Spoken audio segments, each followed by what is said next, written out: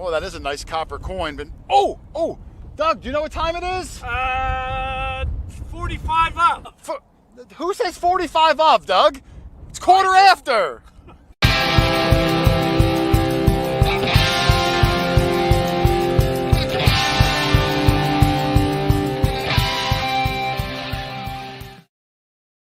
What's up, guys? QuarterHoarder here, or as I like to say, quarter after, my personal favorite live show that we do all week.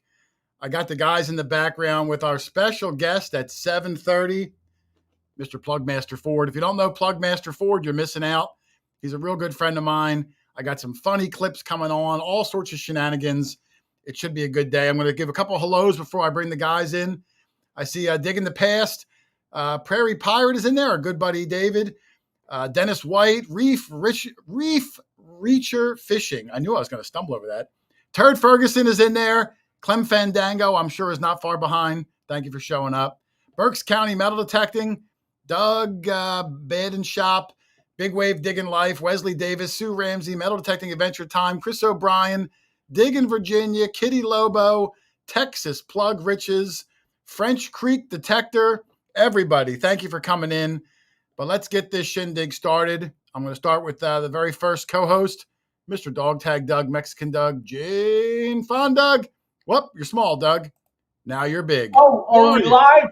We are live. I saw that little nose action going on. Just playing with everybody. While we were in the green room before the show, Jeff suggested that you turned off that light behind you, Doug. It looks 10,000 times better. Really? 10,005. Yeah, because it was drowning your face out. I want to vote. I want to vote from everyone. Do I look better with a halo or without? If you guys remember Doug, usually he has the light behind him and it's glowing. So he's hard to see. He looks fuzzy. I mean, he looks fuzzy in real life anyway, but he looked extra fuzzy. Yeah. Anybody in there? Sue Ramsey liked the halo, Doug. Good. Maybe we'll turn it on later for Sue. Alicia, Hot Mess Fishing is in the chat. Hello, Alicia. Hello, Alicia. I don't know if I was last week or this week, Doug, but she was at the Dig Fest out in Chicago. Did I talk about that last week? I don't think we did. All right. Well, she did a great job out there. I heard nothing but positives. They had an awesome. It's unfortunate we couldn't be there, but yeah, I would have liked to. But if we couldn't be there, I'm glad Alicia was there. She had a good time, and I know everyone enjoyed being around her. And a good representation. Oh, for sure. Michael Music said he thought you were a saint. That's why you had the light on behind you. Yes. So, but Doug, talking about saints, let's bring in Rich Van Winkle and Lindiana Jones. Hey, everybody. Lynn just got back from Bermuda. What, yesterday, today? This morning. Just this morning. Yep. I have some pictures I'm going to bring up. A couple of pictures just showing the beauty of it's amazing. Those white sand beaches. Did you do any snorkeling, Lynn? Yes, we did. Did you? You did in the Bermuda Triangle, she said. Oh, in the triangle. In the triangle. Oh, wow. And she's still here, Doug. Still here. They don't put any stock in that. Yeah. No. Did you see any sharks? They don't have sharks there. Oh, they don't have sharks there. They kicked them all out. There's no sharks. There never was sharks. They don't come through the coral reefs or something. Oh, I would think that's like a food bonanza for them. Yep. No, it's really it's kind of an amazing place. Oh, all right. Well, hey, talking about an amazing food bonanza, let's bring in Charlie, the Heritage Relic Hunter. Charlie, how are you, sir? Hi, I'm doing great. Charlie, I didn't this past weekend. You had an amazing find, which I won't ruin it for the YouTube people, but I did put a picture of it on Facebook. Changing lives out there this weekend, Charlie. Changing lives. Yeah, it was nice. It was a nice thing to see take place. Made me feel good.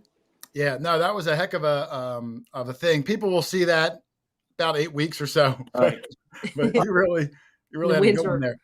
Wicked Digger. Like to tell you, it was a rainy day today here where I live. Yeah. It rained, and I saw you on YouTube with Brad Martin, his YouTube channel. Yeah, he put his videos out for the Dirt Fishing Adventures. That's it. Last week or 2 weeks ago? I think it was like 2 weeks ago, 3 weeks ago, something like that. I'll have mine coming out in a couple weeks.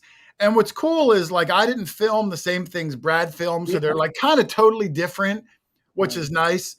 And I have all sorts of, I mean, Rich, how many times did we like literally fall on the ground laughing at just. You guys had a lot of fun, I can tell you I that. did laugh the hardest Yeah. I've laughed in a while at Yeah. one particular thing there. Yeah. Brad's cool because he's got like that dry sense of humor, and I'm just like loud and obnoxious. And together it makes an interesting combination. I wish Doug would have went. It would have been a real good time, but we had a lot of fun. It was a good time up there.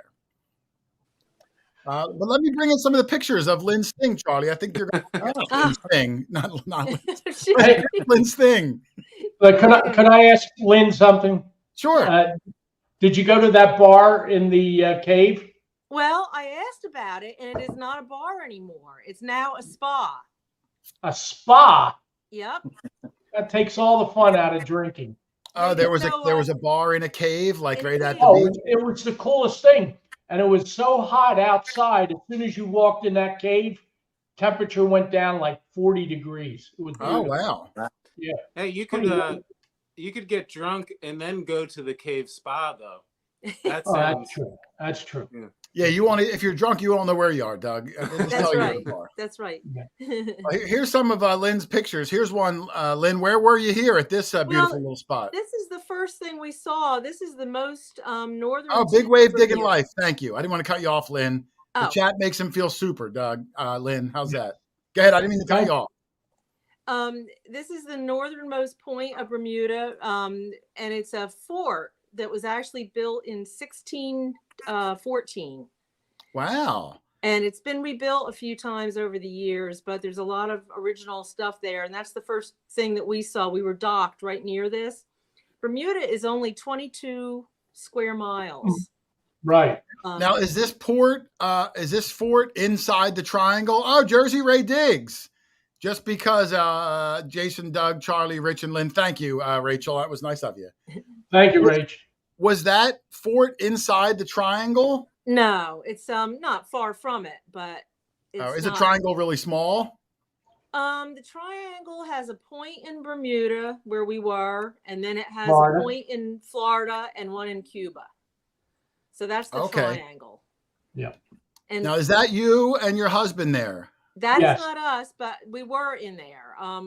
You just like to take photos of random strangers in their swimsuits?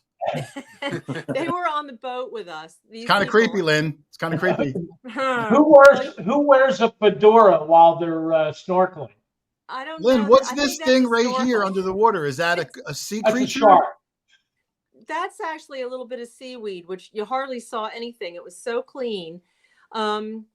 We were in there snorkeling, and then this is when we got out. I took pictures of the area, but this is in the Bermuda Triangle. Wow, that's really nice. Though. Look at that skyline, Doug, and the mountains and everything. I know, it's beautiful.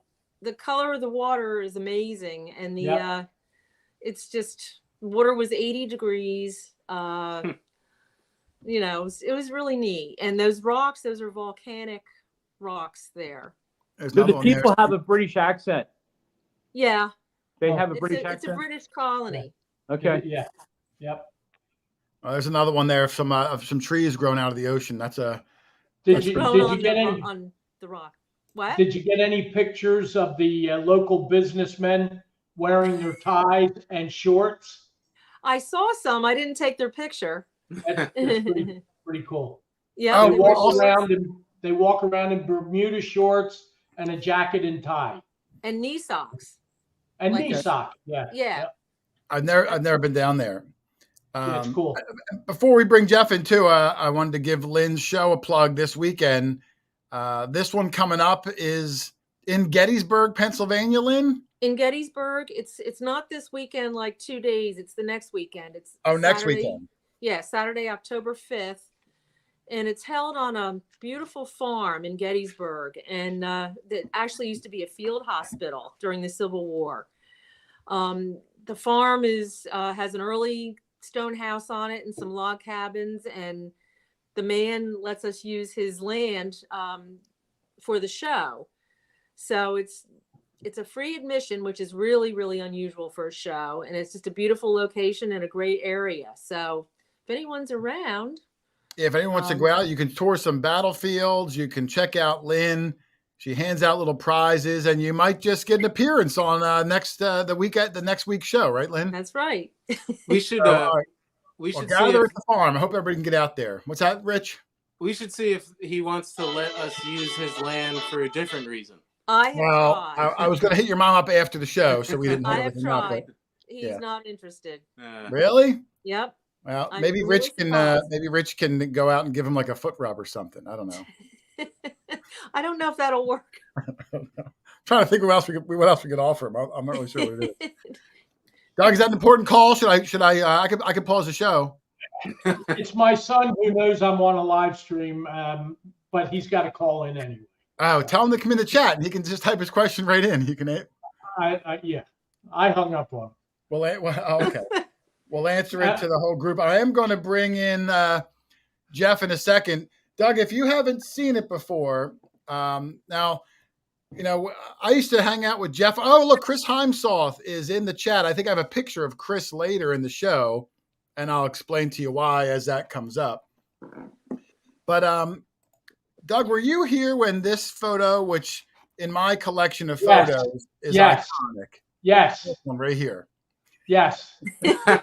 Whoops, that's not. This is the one. This is right there. That's it. I remember that, and you did that on purpose. I remember. Well, I had to Photoshop it a little bit. Yes. But I you know what's good about like the Facebook and stuff, and I started posting a lot more on there recently, is because I love when you get the you know, like the next year you get the reminder pop-ups. You know what I mean? Because you don't get that on YouTube. So when I post something, like, I forget about it. But the good thing about that Facebook is when you get a good picture like this, and by the way, that's Jeff's best angle too, right there. Yeah. From the chin to the torso is where he's the most handsome. But wasn't that at Digstock? Yeah, that was at Digstock in no, that was in the Oklahoma one we did. Yeah. You know, what do they call that? Red dirt something. Red dirt treasure fest or something. Right. Yeah. Shootout. Red dirt treasure shootout. You're right. That's where we first met Teresa, who might be in here. I don't know. I didn't look. We first met Teresa there. We first met a lot of people there. Charlie, you went there. That was a Charlie fun. was there. Yeah. So that's where that you was a killed good the trip. giant spider. Yeah, that's where I ran over the giant spider. I told that story last week, didn't I? Yeah, the biggest spider in the world. Charlie, you were in the car when I ran over that spider, weren't you? Yes, I was. Wasn't it the size of a large pizza? It was pretty big. It was like a hairy large pizza. I stayed in the car. I didn't get out. I didn't get out of the car either. I was scared to death. And when we were out in Iowa earlier this year, we had to slam on the brakes because a giant snapping turtle crossed the road. Remember, Doug? Yeah. That was like the size of a Saint Bernard. That actually caused the traffic jam. Yeah, everyone stopped on both sides, and you know, turtles aren't known for moving quickly across the road either. So we all just kind of And nobody was willing to go pick them up either. Yeah, the girl in front of us, who was like 20 years old, got out of the car and was trying to help it. And I was like, man, if that thing turns around, you're going to lose a finger. That thing was like a dinosaur. Yeah. But listen, talking about dinosaurs, Doug, I'm going to bring in our guest. Now, I've known Jeff, or Jeffrey, as I like to call him, for many, many years. We started doing this nonsensical YouTube metal detecting thing around the same time. We kind of dig the same sort of things. So we became friends, and we've been in touch the whole time. I'm delaying because for some reason on my feed to Jeff, I don't see his. Oh, I know what he's doing. So let me bring him in, the one and only Mr. Plugmaster Ford. Let me get him in the right orientation. That's not it. That's not it. What am I doing, Doug? There he is.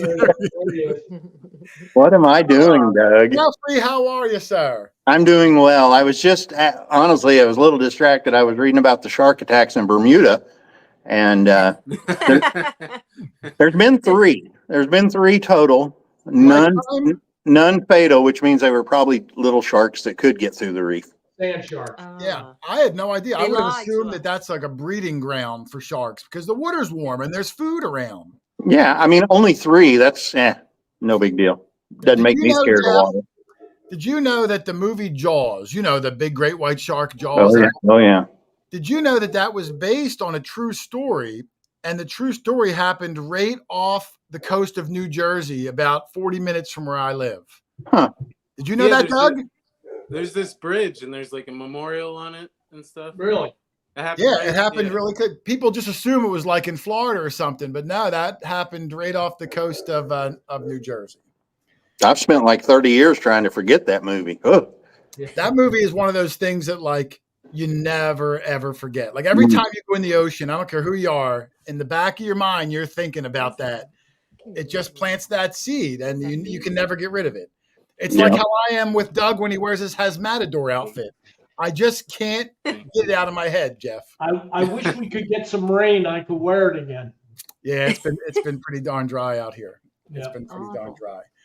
But no, we've known Jeff many, many years. I'm going to go over some really fun things coming up in the show. We've hunted with Jeff I've hunted with Jeff down in Missouri.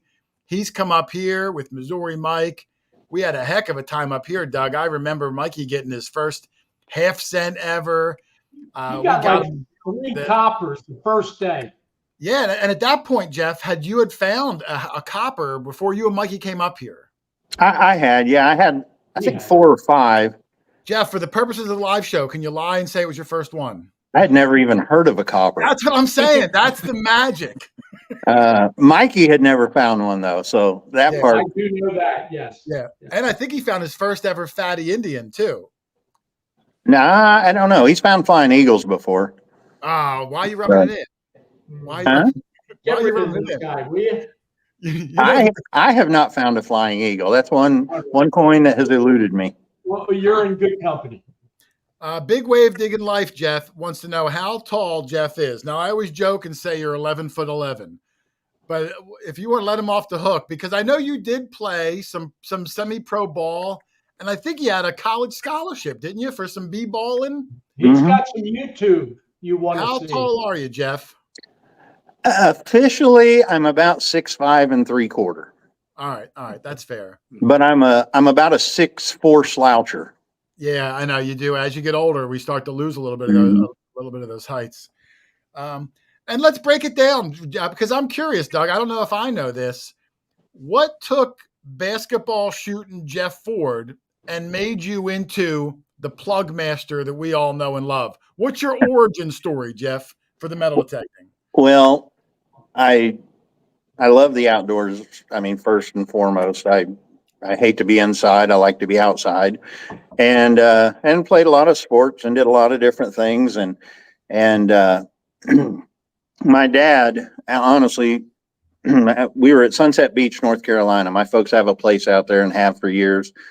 And my dad breaks out a metal detector, and I'm sitting there, and this is so my dad. I could never see me doing something like this to my kids. But so my dad is just out of the blue picks up this metal detector and just kind of piddles around. We had a canopy up, to protect from the sun. And he goes back, and I mean, looking at it now, it just makes me sick. I didn't catch it. But so he gets his signal and, cocks his head like a puppy.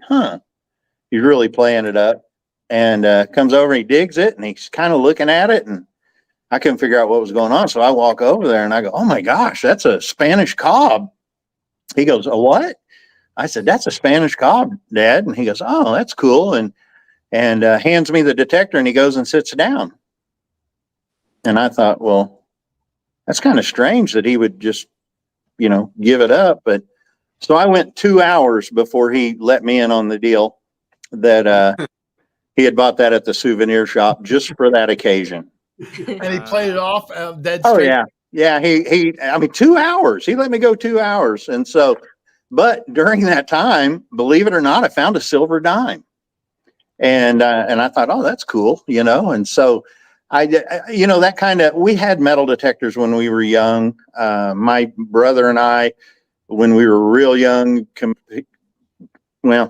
we were in this, it was a company picnic for Lowrance Electronics, and they had a deal where they hit a bunch of tokens, and you dig the tokens, go up with $2, and they gave you a 6-pack of soda or whatever the corresponding number was.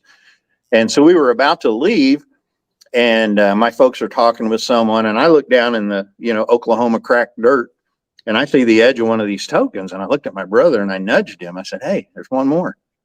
He reaches down and grabs it and says, "Dad, please, please, please." And they were like, all right. Gave him $2 and he takes off. So we're just sitting there talking, and all of a sudden someone comes on the PA and says, "We have a grand prize winner." And I look over and my brother's just jumping up and down crazy. And we won a mini bike, a Honda 50 mini bike. Wow. So we were pretty excited about that. But, we've always had metal detectors, didn't really do it a whole lot. And then, I don't know, I got into it back, I don't know how many years ago, 15 years ago or something. I started doing it and was enjoying it. And my kids would go with me.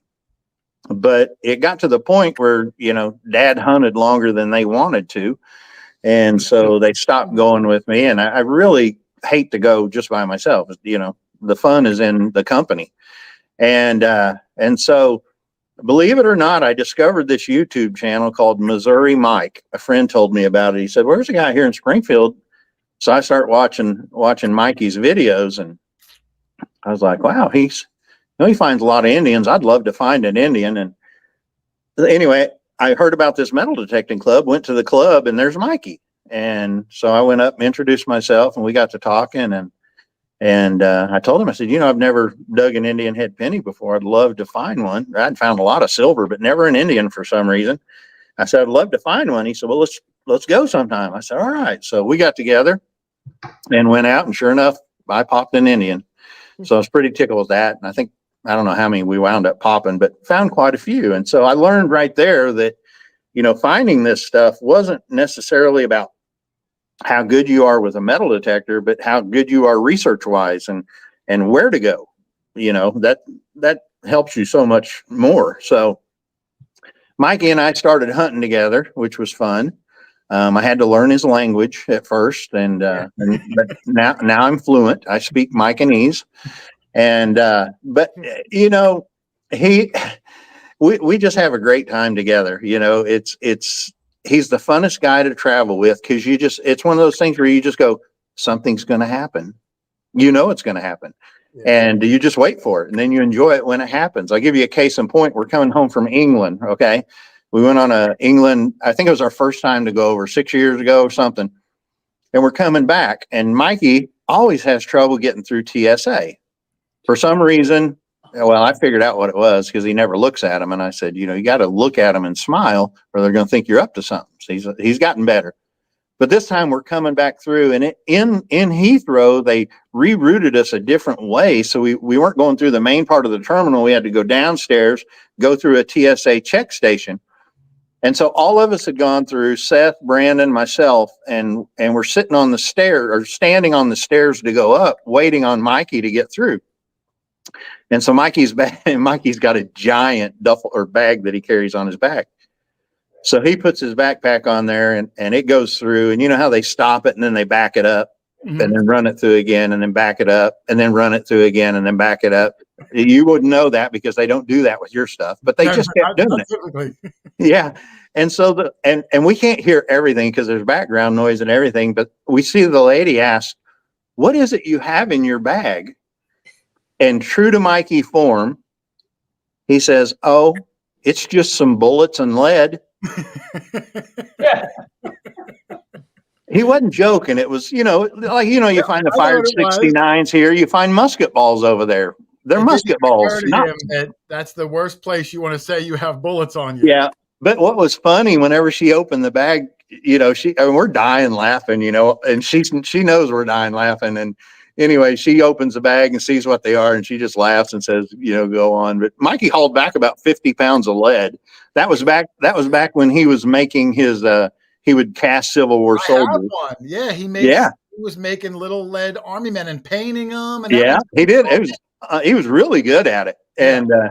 And so he was, any lead he could get his hands on, he was going to take home. And I'm just like, man, I'd have paid to get that lead. I'll just buy lead. I'm not going to haul thing like that too. When we were in an event, they seeded like 3-ring bullets, and one of us tried to bring them home, forgot they were in our carry-on, And oh man, bells and whistles came off. They confiscated them. They threw them all in the trash. Really? You know, what are you going to do? Yeah. It's one of those things. Yeah. Not long ago, Doug, do you remember? I'm sure Doug remembers. You know, they always pull Doug out of line to check his carry-on. I don't know why. He's the nicest looking guy, but why they pull him out? They pull him out. They rifle through his stuff. They take all his things out. All right, sir, you're good to go. And they just push this pile to him. Now, Doug got really mad, and he's like, aren't you going to put it back like you found it? And the guy's like, no, sir, you can do that. And Doug's like starting to fight with this TSA guy. I'm not doing it. You pulled it out. And I'm thinking, Doug, this is not going to end well for us. Just, you know, like they have all the power. Just say, thank you, sir. May I have another? And Phil, I don't do well with authority, Jeff. Do what? I don't do well with authority. Jeff, No. we were this close from getting the boot, and we would have been stuck down there. So Well, I had he to, got I had to put a ball in Doug's mouth. He goes through the line, and they patted him down. And Really? Oh, Yeah, that was they- another story. Oh, Doug. Oh, what do you hear this story, Jeff? This is horrendous. I'm going to put myself on the big. We were coming back from somewhere. I don't know. And I got pulled out of line. And I usually never get pulled out of line, but I got pulled out of line. And this guy comes over. He's a male TSA guy. And he says, I got to pat you down. I said, all right. Pick my hands up. He pats me down. And he says to me, well, I got to pat you down there. I was like, what? He goes, I got to pat you down there. And I was like, oh. He said, you want me to get a woman to do it? And I was like, no, I'm married. That's no good. And he says, well, do you want me to take you in the back room and do it? I said, that's even worse. I'd rather at least be out in public. would you like me to get a motel room for you? Yeah. Would you like me to take you in the back room? No, we're doing it right here or nowhere. You know, that's funny. I always wondered if that call I made to TSA worked. Yeah. That was the most uncomfortable 6 minutes of my life. Yeah.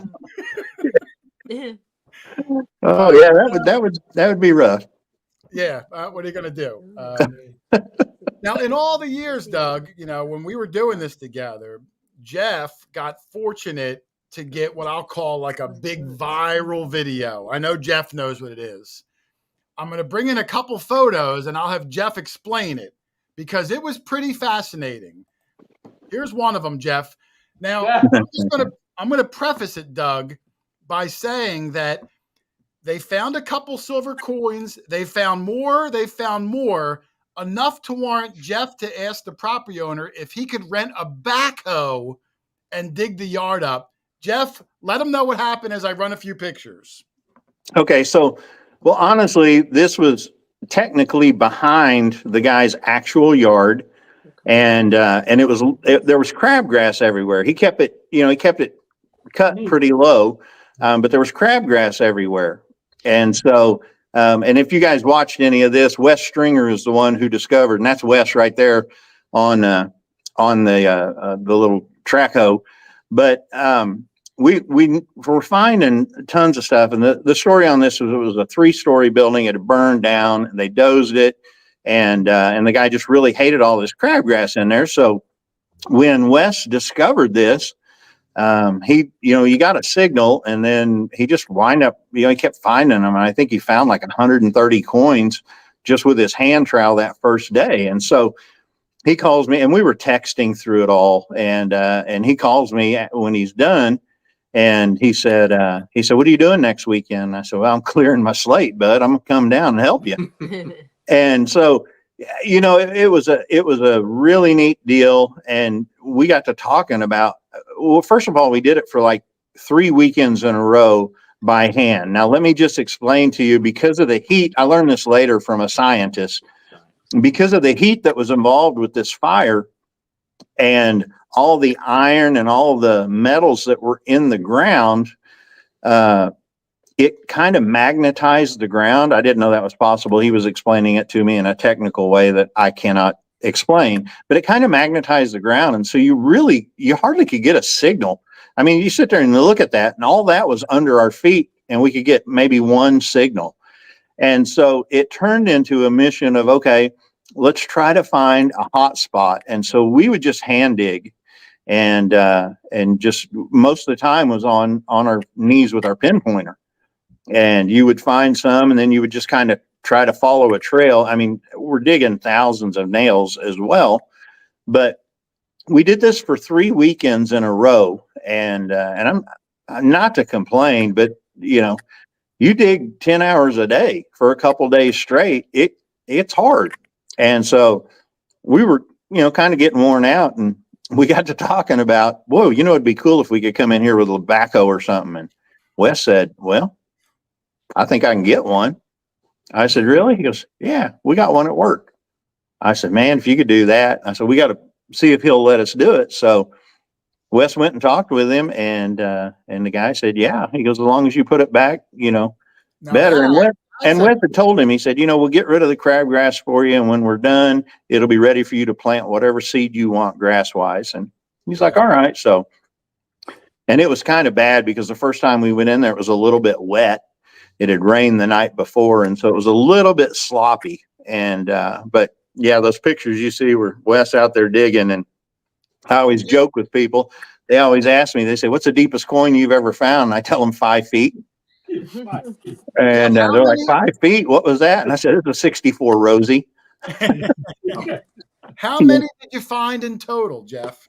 I think the total was like 1,927 silver coins. We found over 2,000 coins.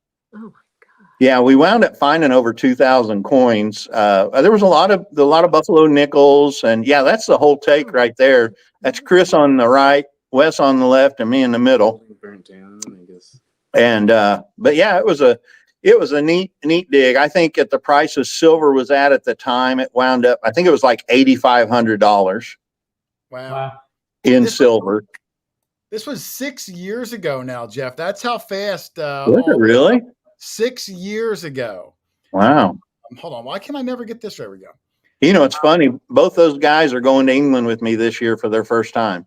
And I don't know if you remember, but after day one, when you guys discovered it, you called me up and said, Jay, how fast can you get down here? And I'm like, Missouri?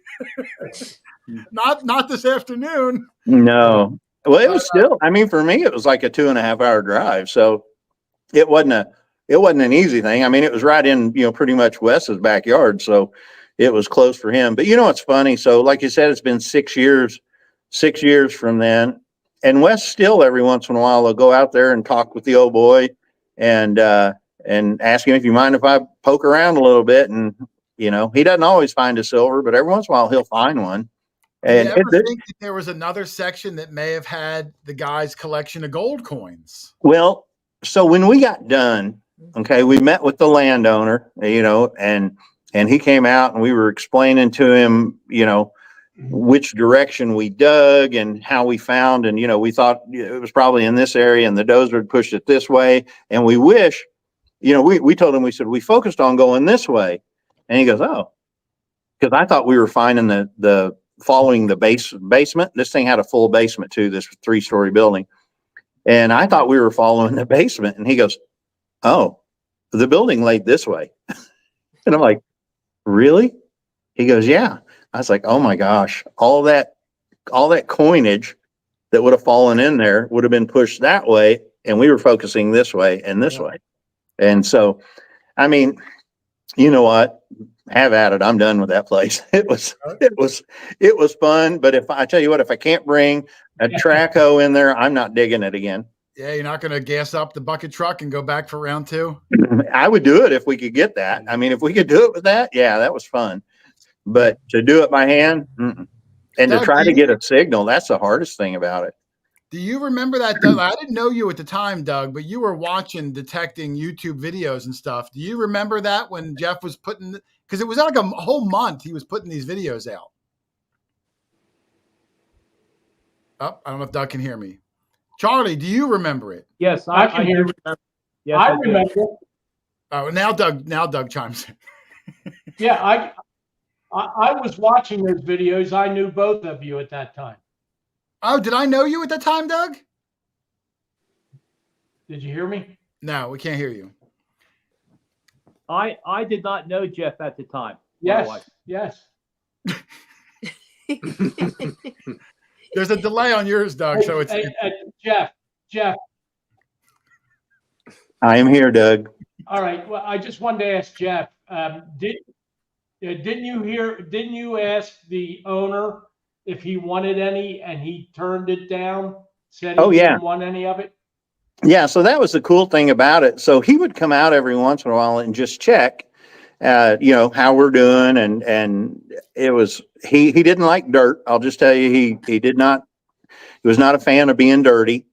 And so, we would take like a Franklin $50 and hand it to him, and he would just like this and go, yeah, that's lovely, and hand it back. He just wasn't into it. But what the beautiful thing about it was, he was a huge believer in finders keepers. He gave permission knowing that whatever we found, we could keep. And, but we tried. I mean, honestly, we tried to give him stuff. We wound up gifting him other things besides the silver stuff that he wanted, and that worked out good for us. But he didn't want any of it. And it was weird because towards the end, we were talking about how much we found, and he goes, "Well, I'm happy for you guys." He goes, "But if I'd have known all that was there, you guys sure wouldn't have found it."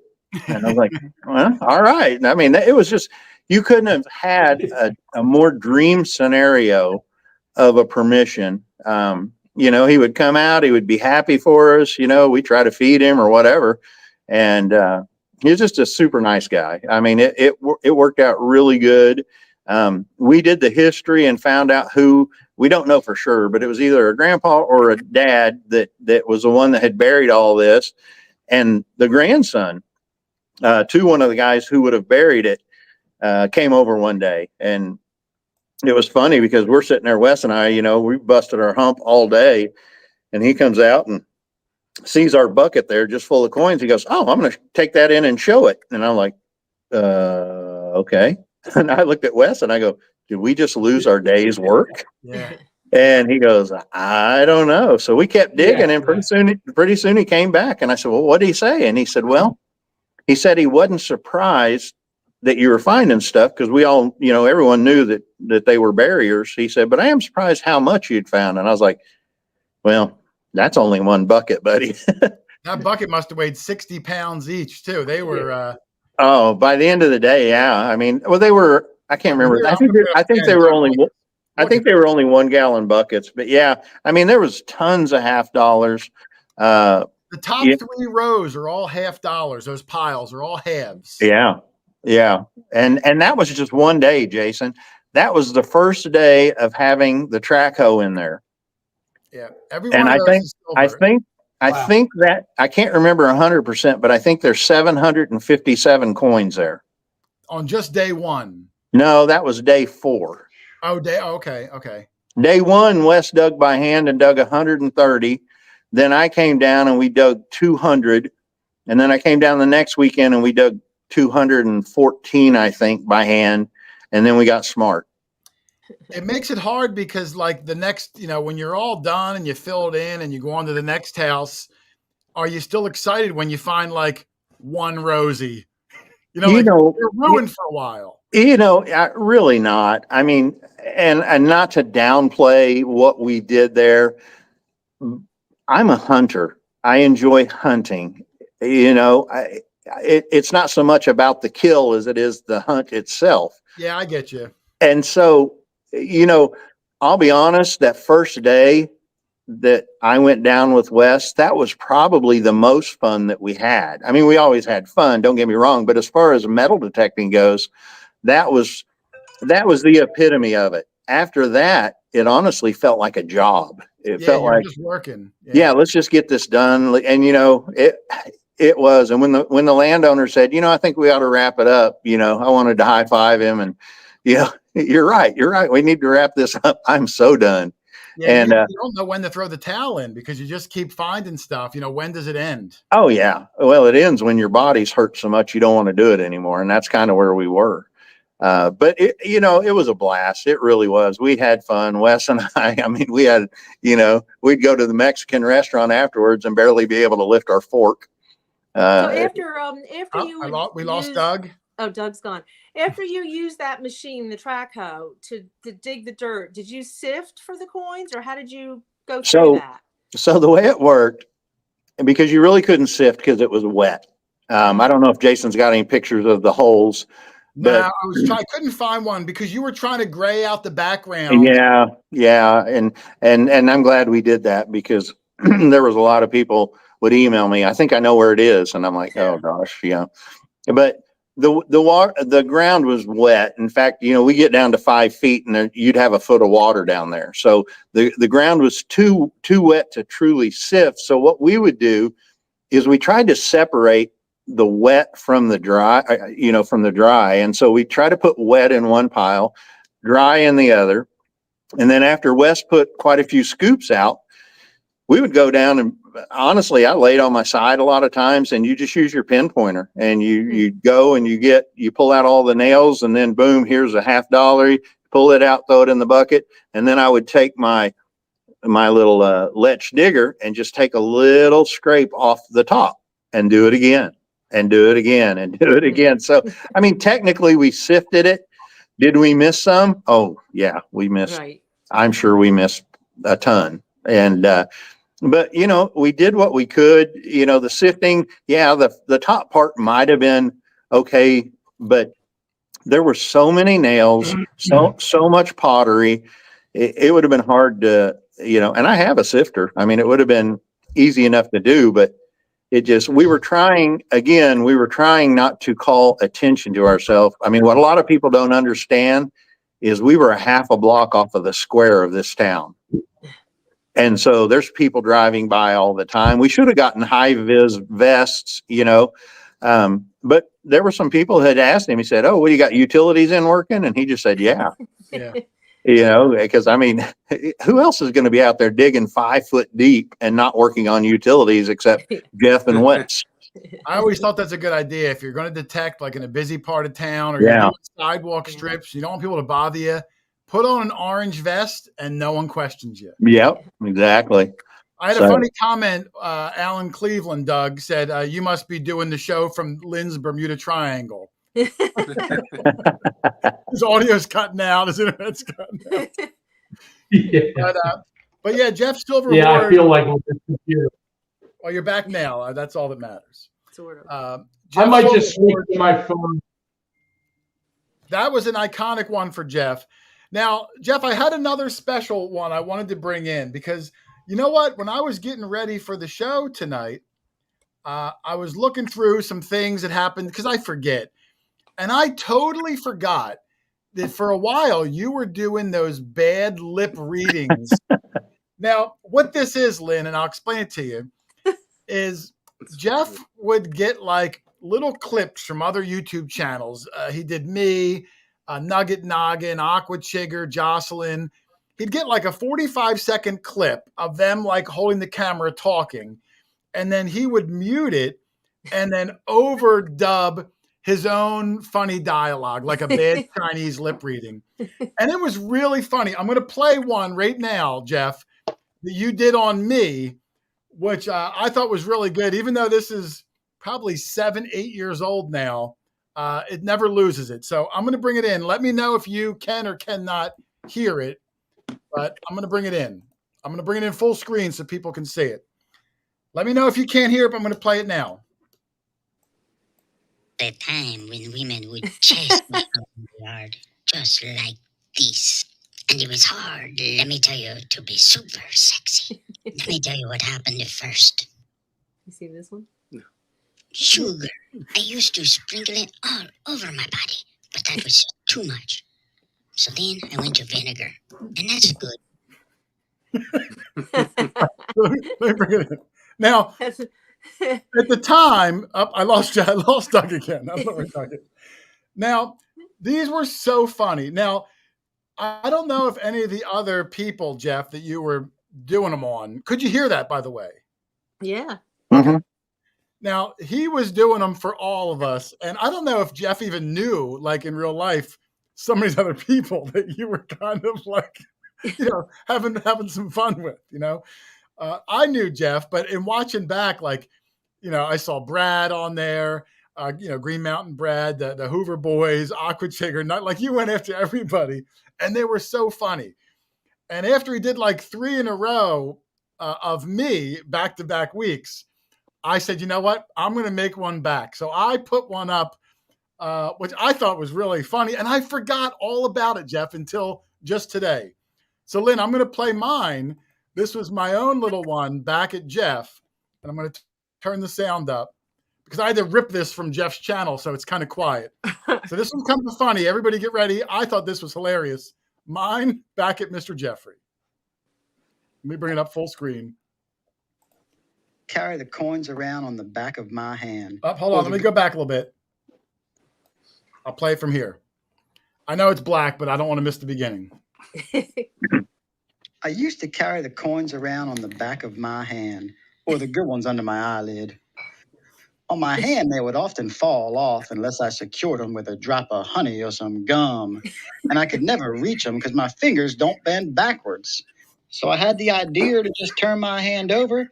I put down my thumb and put them next to my thumb. Well, under my thumb, really. You can put them next to your thumb, but under's better.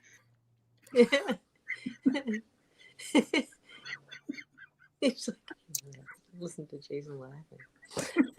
Better. Since then, I perfected this grip because it's also how I hold my good pudding spoon, and I rarely drop that pudding spoon. I reckon an angry bear might be able to knock that pudding spoon out, but I'm not going to give it to him. Now, maybe if there's 2 bears or, 3 bears, 4 bears, something like that. 5 bears, I would drop the pudding spoon for 5 bears, but otherwise, it's safe and secure right under my bed. Yeah.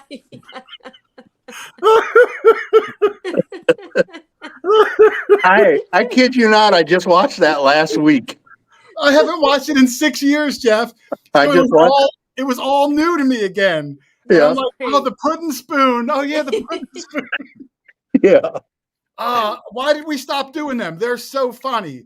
Because it takes like 6 hours of video, and YouTube doesn't promote it, and so it's just fun to do. It was so fun. I had 2 of them that were my favorite. Well, I had quite a few of them that were my favorite. You had a whole lot of them. The Nugget Noggin one, and so what's funny about doing those is, and Jason can tell you, you got to be in the mood. And you got to be in a weird mood. And so if I didn't feel it, I sat down many times and I've pulled a clip from someone. And what I always did is I pulled the clip, I listened to it through one time to hear what they said. And then I absolutely erase the audio. And then I switch over to recording mode. And so I watch it and I'm kind of mouthing it out to myself as I go. And I thought, okay, all right, whatever feels good. So I just started doing it that way, trying to read lips. But my favorite one, and after I did it, I go, what is wrong with you? And that's what I said to myself. And it was with Nugget Noggin when he's in the water. And I said, yeah, if you duct tape pennies to a bullfrog, he's going to drown. And I don't know where that came from. I don't know why. It kind of looked like he was saying that, I guess, but that's the funnest thing is you sit there, if you watch them and you go, there's no way they just said that, and they didn't, but your mind, you got to have your mind in a weird place. And that's why Jason did so good on the one. It's just it was so fun. And just watching them back, I watched like all three or four of the videos today. Yeah. I'll link to them when the show's over. You can go back and watch them. But I forgot all about that. It was so much fun. Did it take a gazillion hours? Yes. Yeah. But, was it worth it? When I got put the coins on the wrong side of his hand. Because my fingers don't bend backwards. Yeah. I watched that one just the other day because it was so good. Oh, I'm going to cry. Did you get to watch the JD one I did? You remember that one? JD. I saw, and so many people that back then did YouTube with us and now aren't around anymore too. Like I saw a lot of those people. Yeah. So it was good. So yeah, treat yourselves, guys. Go back and watch some Plugmaster Ford bad lip readings. He started it all, and then some of us kind of jumped on board because it was a whole lot of fun. Well, when you came down and hunted, and we hunted Arkansas, I did another little bad lip reading to start that one. Remember that? I don't remember that one. What's up, guys? QuarterHoarder here. That's right. You would do my intro. No, not that one. When you came to Arkansas, the one where As he came down and tried to drink all my beer and found out he doesn't drink beer. And I don't remember that one. oh, good gracious. I forgot about all these. My Yeah. memory is so bad. Yeah, it is. I have one for you, Jeff. I have two pictures queued up. I'm going to see if you remember these. I'm going to bring it up full screen again. Now, look how young we were. Oh, yeah.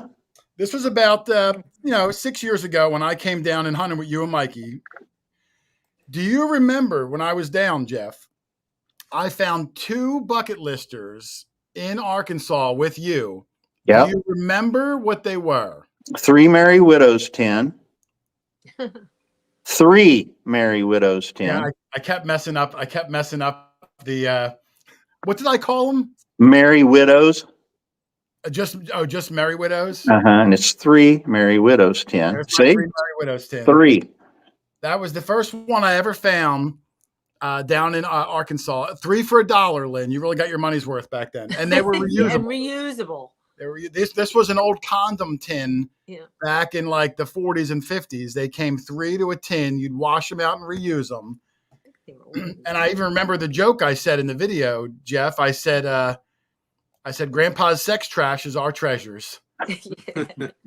Still holds Were true. they really reusable? Yeah. Yeah, you'd wash them out, and they were made out of like sheepskin or something. Lynn, you shouldn't have answered that quickly. Well, Rich, he's an antiques expert. I That's was why. going to say, let's ask Doug and Charlie. yeah. They were made out of sheep intestines. Yeah, something like that. Something, yeah. That, Yep. One of us, I won't say because the video didn't come out yet, but one of us found one recently, Yeah. and it was sealed. So we tried to do a slow opening, and I won't say whether there was one in there or not, Jeff. But in the future weeks, Well, that's why I knew. So because there was one found recently, and then I remembered it hasn't aired yet. it hasn't aired yet, but it's coming. Yeah. It's coming. Good save, Lynn. Good save. Do you remember the second bucket list? Now, this is a hard one. This is a true, really good find, but at the moment, we weren't sure what it was. Was it your Be a Lone Wolf or Be a Lone Scout? Yes. Yeah. There it is. Yeah, that was cool. Now, Rich, what this is, and I didn't realize it, the Cub Scouts, I think started in I don't even remember now. Like, let's say it was the 19 teens or whatever it was. But before that, the organization was called the Lone Scouts, and it was started by this guy, W.D. Boyce, that you can see on the bottom of this pin. So this is like the precursor to Cub Scouts, like in the infancy stages. And That's it's cool. really, really, really rare. And when I found that, I was super stoked because that's the earliest Scout memorabilia you could probably even hope to find. And we pulled it out of that guy's yard down in Arkansas. It was in good shape. Yeah, that's the actual one right there. That's not a, that's the actual one. so what year are you talking about, Jason? I think it was like in the early 1900s, if I'm not mistaken.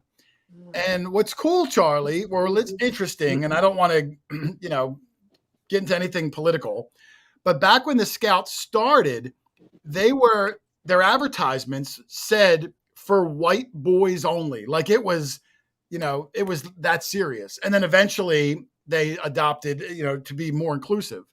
Right. But when it started off, it was kind of controversial, and this may have even been from that time. I'm not sure. If I have any Scouts people, they can chime in. But I thought it was an amazing find, way down in the middle of Arkansas.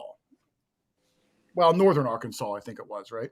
Right, middle of northern Arkansas. Middle of northern Arkansas. Middle of northwestern Arkansas. Yeah, the western bottom southern edge of northern middle Arkansas. Yeah, right there. You drop a pin on that. But no, that was a really good one. And I would play more of the bad lip readings, but I want Jeff's videos to get some plays. So I'll put a link to it. Man, I'm telling you, it was fun. And Lynn, we might try to do some of them again. I'm going to bring it back. Great idea. That would be fun. Great idea. Doug, you kind of got knocked out in the middle. You got knocked out again. Oh. Charlie, did you ever see them when Jeff was doing them live? Were you up? Doug might be back. I got to fix Doug's internet soon. Charlie, do you remember when Jeff was doing them? Were you in the mix of detecting? I do not recall, to be honest with you. There's Doug. Oh, new camera. Is that your cell phone, Doug? That's my cell. Yes. Okay, it's working. Just turn it I sideways. need to get Doug. rid of Comcast. Turn your cell phone sideways. Put that shirt on. I don't think so. There we go. Now look Oh, how yeah, handsome he you did. look. It's Oh fine. yes, everybody looks so pretty. Yeah, you look good. I don't know. Doug, did you even get to see the bad lip reading skit? Yes. Okay, yes, was that good? yes. Do you remember that, Doug? When Jeff? I do. Yes, you? I do. Yeah. Yeah. Yep. There was a really funny one with Jocelyn. Maybe I'll try to cue it up because that one was really good too. I don't know if I can do it while the show's going on. Yeah, But see if man, you can find it. I want to see her hair. Well, you know what was funny about that? So I'll bring it up. well, what was funny about doing those was you sit there and you go, okay, I know some of these people, I knew Jason, I knew quite a few of them, but there's quite a few of them that I didn't know. And so you never know, how's this going to be accepted? I mean, in a way, I'm kind of making fun, but I'm also having fun. And, I tried not to make anyone look bad or anything like that. It was supposed to be funny. And I always said that going into it. And so, when I met Jocelyn after that, she loved it. She said she was driving somewhere and someone said, pull over now and watch this. And so she did. And she got a big kick out of it. So, I think most people, I mean, you know how it is. If you don't know the person, you're like, I hope they don't get offended. Yeah. It was good. Oh, I have it up right here. I gotta save it as a file. So hold on, Jeff. Let's check out the color of her hair. What's funny is I just talked to Jocelyn and Drew last week for probably the first time in, maybe 2 years. We might try to get together with. Oh, I got your Nugget Noggin Frog one too, Jeff. You want me to? Give me a second. I don't know why that's one of my all-time favorites. It's going to take me a minute to do this. So while we're doing this, why don't you tell people what you're doing now, Jeff? What happened to Plugmaster Ford that you're not posting on that old interweb anymore? Well, two things. First, I started a new career, and but that isn't the main reason. I jacked up my knee about 8 years ago. I was out hiking, and we were coming to an area, and there was hardly any way down. And I found an area. I thought, well, this would be our way to get down because we were looking for a marker. And so, famous last words. I look at my buddy Aaron, and I said, "Hey, there's a way down over here, but be careful. It looks slick." And I wasn't even to the slick part yet when my feet went out from underneath me and I fell down this cliff and my foot hooked on a root and it was back right at my ear. And I thought, man, my knee's going to blow. I know it happened like that, but in my mind, it was like my knee's going to blow. And all of a sudden my ankle snapped, which let go of the root. And then I could slide down the hill. And so Aaron, my buddy, came over and he said, "You okay?" And I said, "Nah, I broke my leg." And he said, "What?" And I said, I'm not kidding. I broke my leg. And he said, "No, you did." And I said, "No, I did. I'm screwed, man. I'm in a bad place." And so I said, "Go down and look." And so he goes down and of course, my ankle's like this by that time.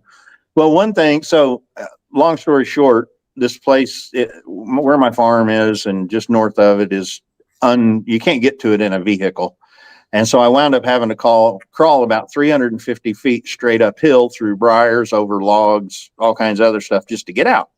So I get out, they treat my broken ankle because that's what we saw. Well, come to find out that when that ankle torqued and broke, it actually shattered my fibula head, which is right at the knee on the outside part of your knee. And so it's its own joint. I've learned I'm a knee person now. I can tell you all about the knee. So it's its own joint. So a knee replacement will do nothing for it. This injury is super rare. Not a lot. They actually call it paratrooper's knee because that's, repeated landings like that can cause this joint injury too. But mine was from the torque break. And so anyway, they finally diagnosed what I had, but for the last 6 years, Mikey and I'd been digging and I just kept going on and, I would hunt. And then by the end of the day, I'm like, man, my knee is really hurting and I couldn't figure out why. And it got to the point, just 3-4 years ago that I would absolutely tell Mike, I said, I got to be done. I'm hurting too much. Well, with this it's called a PTFJ. It's the proximal tibiofibula joint. And so with the PTFJ, the worst thing you can do is bend down and have your toes in, which is exactly how I dig. And so by doing that, my fibula head would dislocate. Well, there's a perennial nerve that runs down the right side and left side of your leg. And when that bone comes out, it pushes against that nerve, which then causes pain all up and down your leg, especially if it comes out bad. So for the last 3 years, I have been battling with this and getting cortisone shots. And the surgeon down here said, yeah, he said, it's a rare injury. He said, we could go in, drill into the bone and anchor your fibula down to the other part of your knee. And that would keep it off of that nerve and should keep you from hurting. And I said, well, when I move my other leg, that bone moves. Is that going to limit some of my mobility? And he goes, yeah, it will. I said, how much? He said, well, it's different with every person. And I went, I'm still pretty active and I really don't want to give up any mobility. And he said, well, then just keep getting the cortisone shots. And I was like, all right. So, and then about a year ago, of course, I researched like crazy. About a year ago, I discovered this surgeon up in Minnesota who has developed a reconstructive surgery of the PTFJ. And so that intrigued me. And I get to studying up, and this guy is ranked as the #1 knee surgeon in the world. I mean, he's top notch, and he created this surgery where no one else, all the other guys ever did was just drill that bone down. Who ranks knee surgeons? Is there like a knee and elbow magazine? Oh yeah. The same people that call you for the presidential polls, they do it. Yeah. And, but anyway, so it's kind of funny because I kept putting it off. And so for 8 months, I was trying to study, because the surgery was relatively new, but I'm trying to see, okay, what's the downtime? How are people reacting out of this surgery? And it was all positive. I mean, the downtime sucked. It's 6 months, you got 6 weeks on crutches and then 5 months, 4.5 months, just taking it easy, not really doing a whole lot. So I had put it off trying to contact him. And so I know I'm an old guy, but I have a 10-year-old son. And we're sitting there one night. I crawled in bed with him to just talk, chat with him and everything. And he goes, Daddy, I've been doing some thinking. I said, oh boy. Okay. And he goes, well, I think you need to go ahead and have that knee surgery. And I said, well, okay. I mean, I could, it's just a lot of downtime. And he goes, yeah, but I think you'd be a better dad. And I went, oh Man, no. man. But you know what? He's so That's right. heavy. He's so right. I mean, I come home from work. Daddy, you want to go squirrel hunting? I said, dude, I can't do the hillsides. There's no way I can squirrel hunt. Okay. Daddy, you want to jump on the trampoline? I can't jump on the trampoline, son. Daddy, you want to do this? Daddy, you want to do that? Man, I really can't do that right now. And so he was right. I mean, he was right.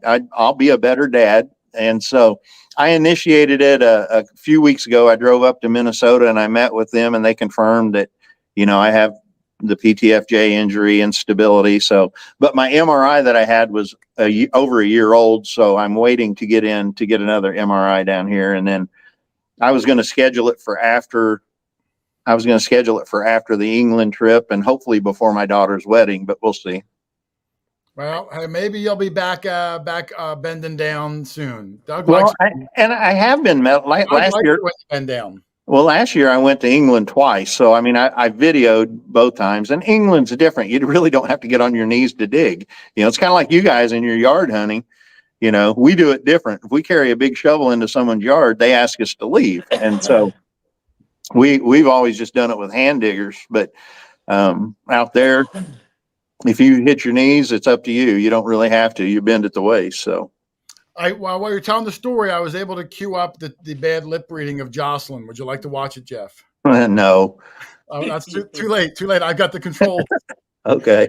All right. So it ends with mine. She came right after me. So here's another classic bad lip reading of Jocelyn, and then that 10-second one of Nugget Noggin afterwards.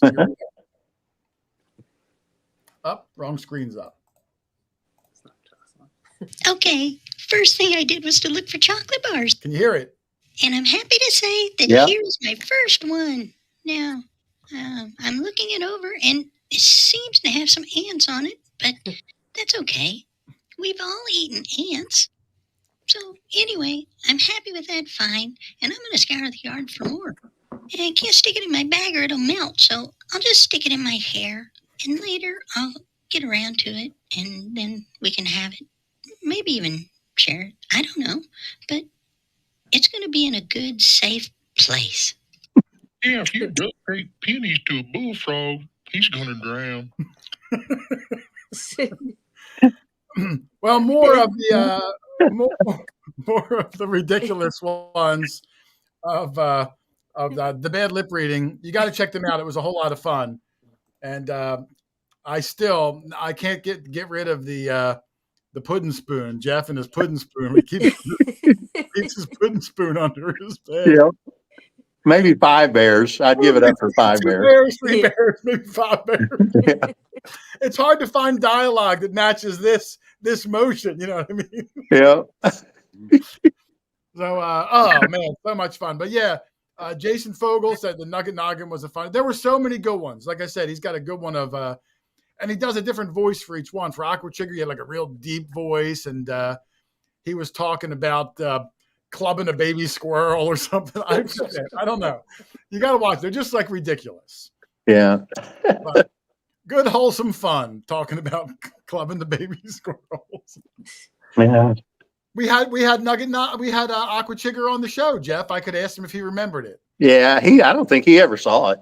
Probably not. I know Nugget did. He goes to England with us. So, I mean, I knew he had seen it. You know, I asked Brad. I was texting Brad earlier today. I should have asked him if he ever saw. You had a good one about him walking through the woods and his. Oh, Brad did. Yeah, no, Brad. I talked with Brad about it, and he said, well, you know what's funny about that? In high school, they called me Funky Feet. Oh, really? Yeah. I don't have Brad's queued up, but there was one of Brad walking through the woods, and he was complaining that his feet stunk and they were all wet and swampy. Yeah, you know, real Brad, the Plugmaster version of Brad. The JD one though, the JD one was it, as far as the contrast between what actually happened and then what I said. That was probably the greatest one in my opinion, because he's telling the story about this baby duck that is swimming in this pond, and this giant bass comes up and eats it. And so, and he's kind of sad, you know, I mean, the whole story. And then I listened to it once and I thought, oh, that's kind of sad. Delete. And then I went in and just put my own thing in it. So, yeah, you were really bothered by his story. Yeah, well, I mean, you know, I fished before using a baby bird lure, so that was good. Doug, we're going to do one of them. We're going to do a bad lip reading. Okay. We'll pick out a few channels that I probably in the chat today, and we'll have a lot of fun with them. Rich, you can do voices, can't you, Rich? Yeah, sure. All right, Rich can do some voices. So anybody in the chat, if you have a YouTube channel, we might have some fun with you. I'll play them on the live stream, Jeff, because you know it's a more intimate circle. Well, you know what's funny about that? So a lot of people had asked me, they're like, you know, what are you using to change your voice? And I go, my throat. That's all. And they're like, what? And I said, yeah, I mean, like Aqua Chigger, I did. I brought in some bass, you know, to make it a little bit. I slowed it down a little bit because he's so laid back and the way he talks, and it was hard for me to get it. So I went in and just kind of slowed it down a little bit, which made the voice deeper. But you know, the Jocelyn, that, believe it or not, that was me. And that's. Did you have someone kick you in the groin first? That was a pretty high pitched voice you had. I tell you what, when I get in weird moods, I can do. I used to do voices. A lot of people don't know, but I used to do cartoon characters. I used to, you know, I was a big Rich Little fan, you know, growing up, and I always liked that, you know, doing voices. And so up until that point, I hadn't done them for, you know, 30 years. And so it was kind of neat going in. I'm going, okay, I got to make sure I don't sound like Scrappy Doo. I got to make sure all these people, all the voices that I used to do, these cartoons, I want to make sure that I don't sound like them. And so it was neat, it was yours. I don't know why. I just thought of a Frenchman, Oh, I thought I was a Mexican guy. No, you were French. Oh, I thought I was a Mexican all these years. No. It was a Mexican. See, I don't know. No, it was French. I remember when I saw it, though, because I didn't know about it. I knew you were doing them, so I figured it was a matter of time until I came around on the block. And so I was already thinking of what I was going to do with yours, so I would be ready for it. But man, I can't believe I forgot about them, Doug. 5-6 years go by and my brain turned to mush. Yeah. Yeah. Well, and I had, of course, I would get emails all the time. Please do one of my channel. Please do one of my channel. Oh, they were requesting it. Oh yeah. And I'll be honest with you. I've taken 2 or 3 of them and watch the clip. I always watch the clip with no sound, just to see what do I think they're saying. If I can see their lips good enough to try to figure out what they're saying. Oh, Wes Stringer just joined the chat, Jeff. Wesley. And he was driving by the Silver Hoard yard and he heard us talking about it. That's cool. He probably was hunting is what he was doing. And but it's the mood. You have to be in the mood, and that, Jason. You got to be in the mood to make it work. And honestly, I had a couple of them on there that I really was just trying to get done, and I wasn't in one of those goofy moods, and they weren't as good. Yeah, I think it helps if you know the person too, because Well, you can get a little more aggressive with making fun of them. Yeah, you can go a little bit harder. Like I really poured on the Uncle Remus voice for you. Yeah. I really drug out the pudding spoon. Like, I think I even spelled better. I purposely spelled better wrong. And I think I told you that. Remember when you sent it, I go, did you know you spelled better wrong? You know what else I did, Jeff? Hold on, I'm gonna bring up the picture again. Yeah. This is pretty good because I forgot about this. I even spelled here's wrong. Like I spelled here's. I know. I pointed all that out to you. Here's a close up. So, well, see, at first I just thought you were a moron. Then I realized you were making fun of me. Yeah, I was making fun of you.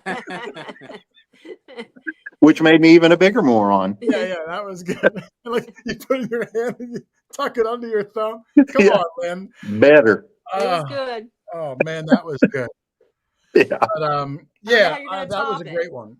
So that was one of my best my best times ever. And I miss Jeff on the platform. You think you'll be coming back in the near? I know you're busy. Jeff opened your own business up. I know you got the clips. Are you thinking about maybe making a comeback? Oh yeah. Well, so here, let me show you something real quick without picking stuff off my desk. So when I went to Minnesota, so my fibula has been out of place for probably the last 3 years, and I'd never realized it. Okay. It just hurt.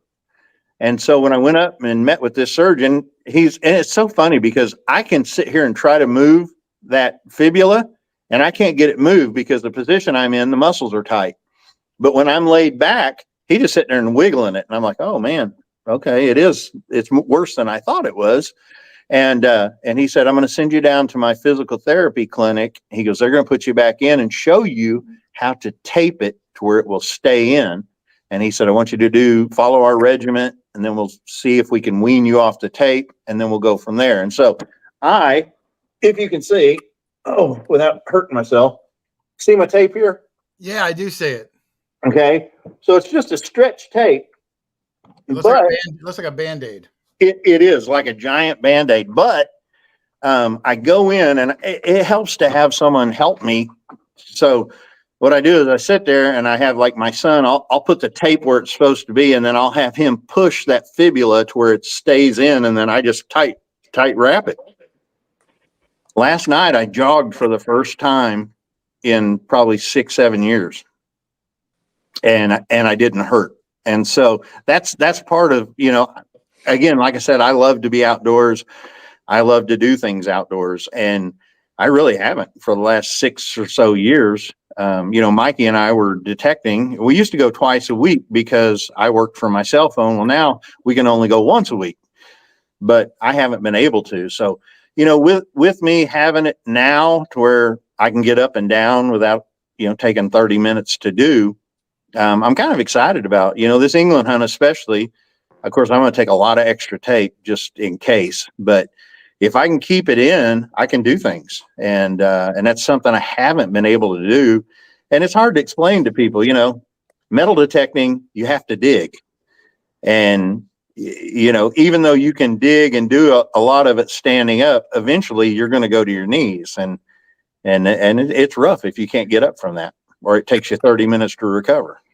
Yeah, it's tough. Sometimes we do like the, after we've been detecting 8-9 hours and my back's starting to hurt, I do that tripod thing where I just stand up straight and bend over like a tripod.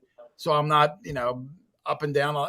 It's taxing on you after all day long. And, hey, we're not spring chickens anymore. The next day I'm sore. I know Doug's sore the next day.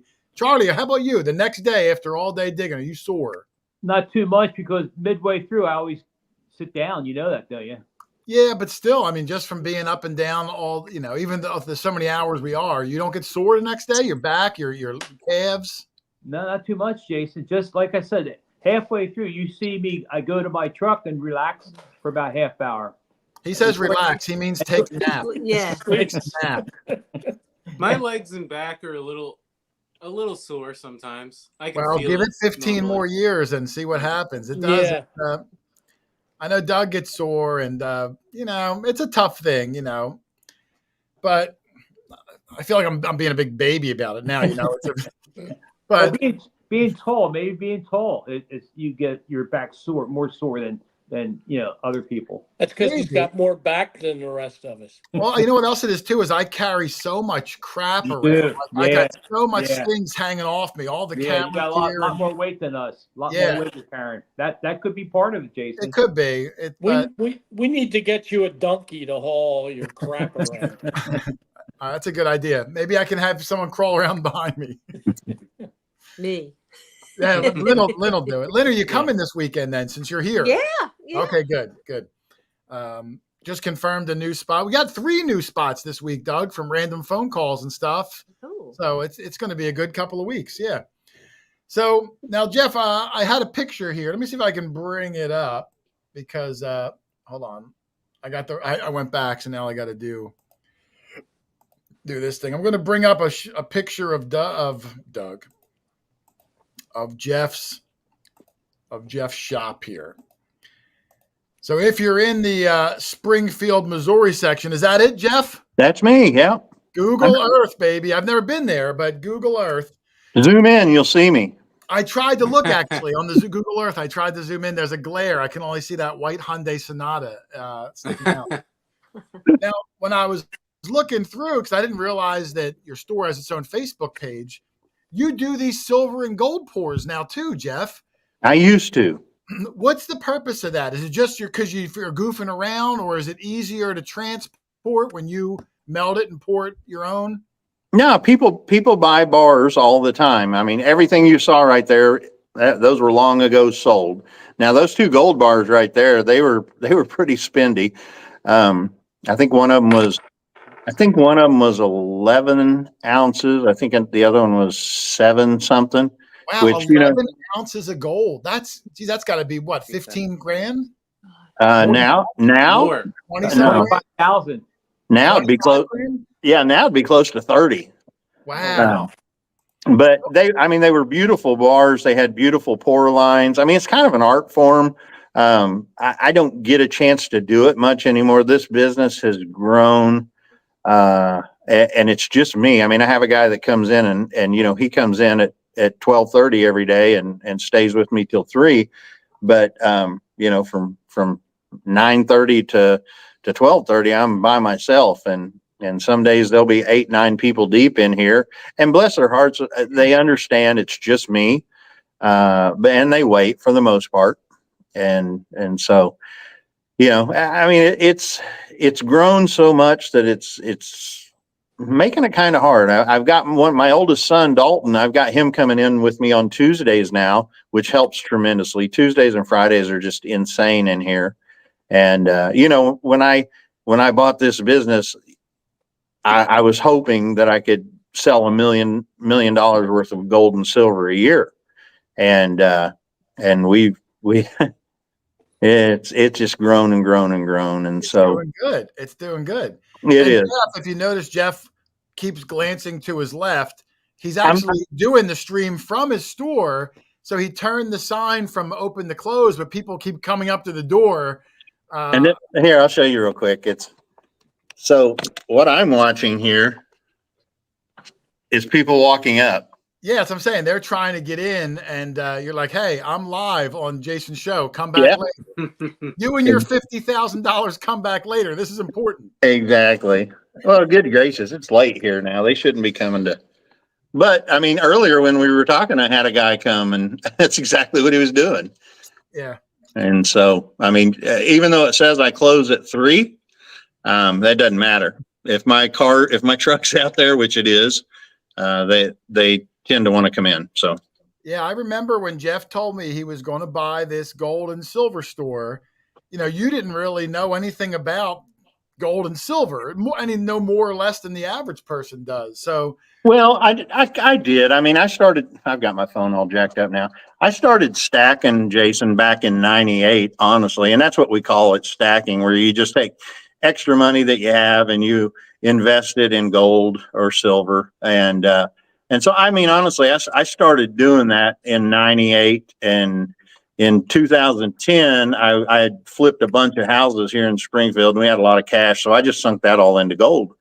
And so I've done it. I've always done it, just as a place to keep money, as opposed to, I've always felt like the dollar loses value. And we're seeing it right now, especially, the dollar was not long ago. It was at $1.13 as far as, on the tradables board. And now it's down almost under $1. So it's dropped, quite a few points over the last year or so. And so gold's gone up, I mean, if you bought gold 2 years ago, you could have got it in the 1800s.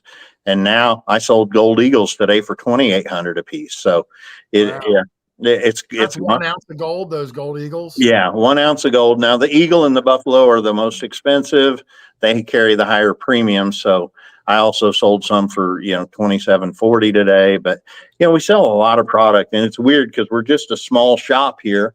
But being on the other side of the counter for 20 years and understanding what it feels like to get a good deal, I just kind of carried that over here, and I started paying more to customers when they brought stuff in to sell, and I would sell it for cheaper. And so, the premiums or the margins that I had were way smaller, but, instead of doing $1 million a year, we do 14 million a year. And you don't have to have very big margins if you sell $14 million a year. And have you had, especially early on when you bought it, have you had someone come in and sneak something fake by you where you gave them gold price and it was junk, or have you had them try to do that? Oh yeah, we've learned. Yeah. I mean, and you're going to do that in this business. You're going to screw up. You just try to make sure that it's not a terrible screw up. I had one, Mike, the guy that comes in and helps, he always kids me about this. We were so busy one day, and this guy came in, and he had a bar that I thought was a 100-ounce silver bar. So I paid him, whatever it was at the time. And then later I was sitting there, and I went over and I was like, what happened to that 100-ounce bar I bought? And he goes, oh, all I saw was that kilo. And I was like, oh my gosh, a kilo's 32.15 ounces, and I paid for a 100-ounce bar. So I hosed myself. Wow. I cost myself about $1,700 on that one. But I had a guy one time do a switcheroo on me, and that was it's totally my fault. It cost me $1,400.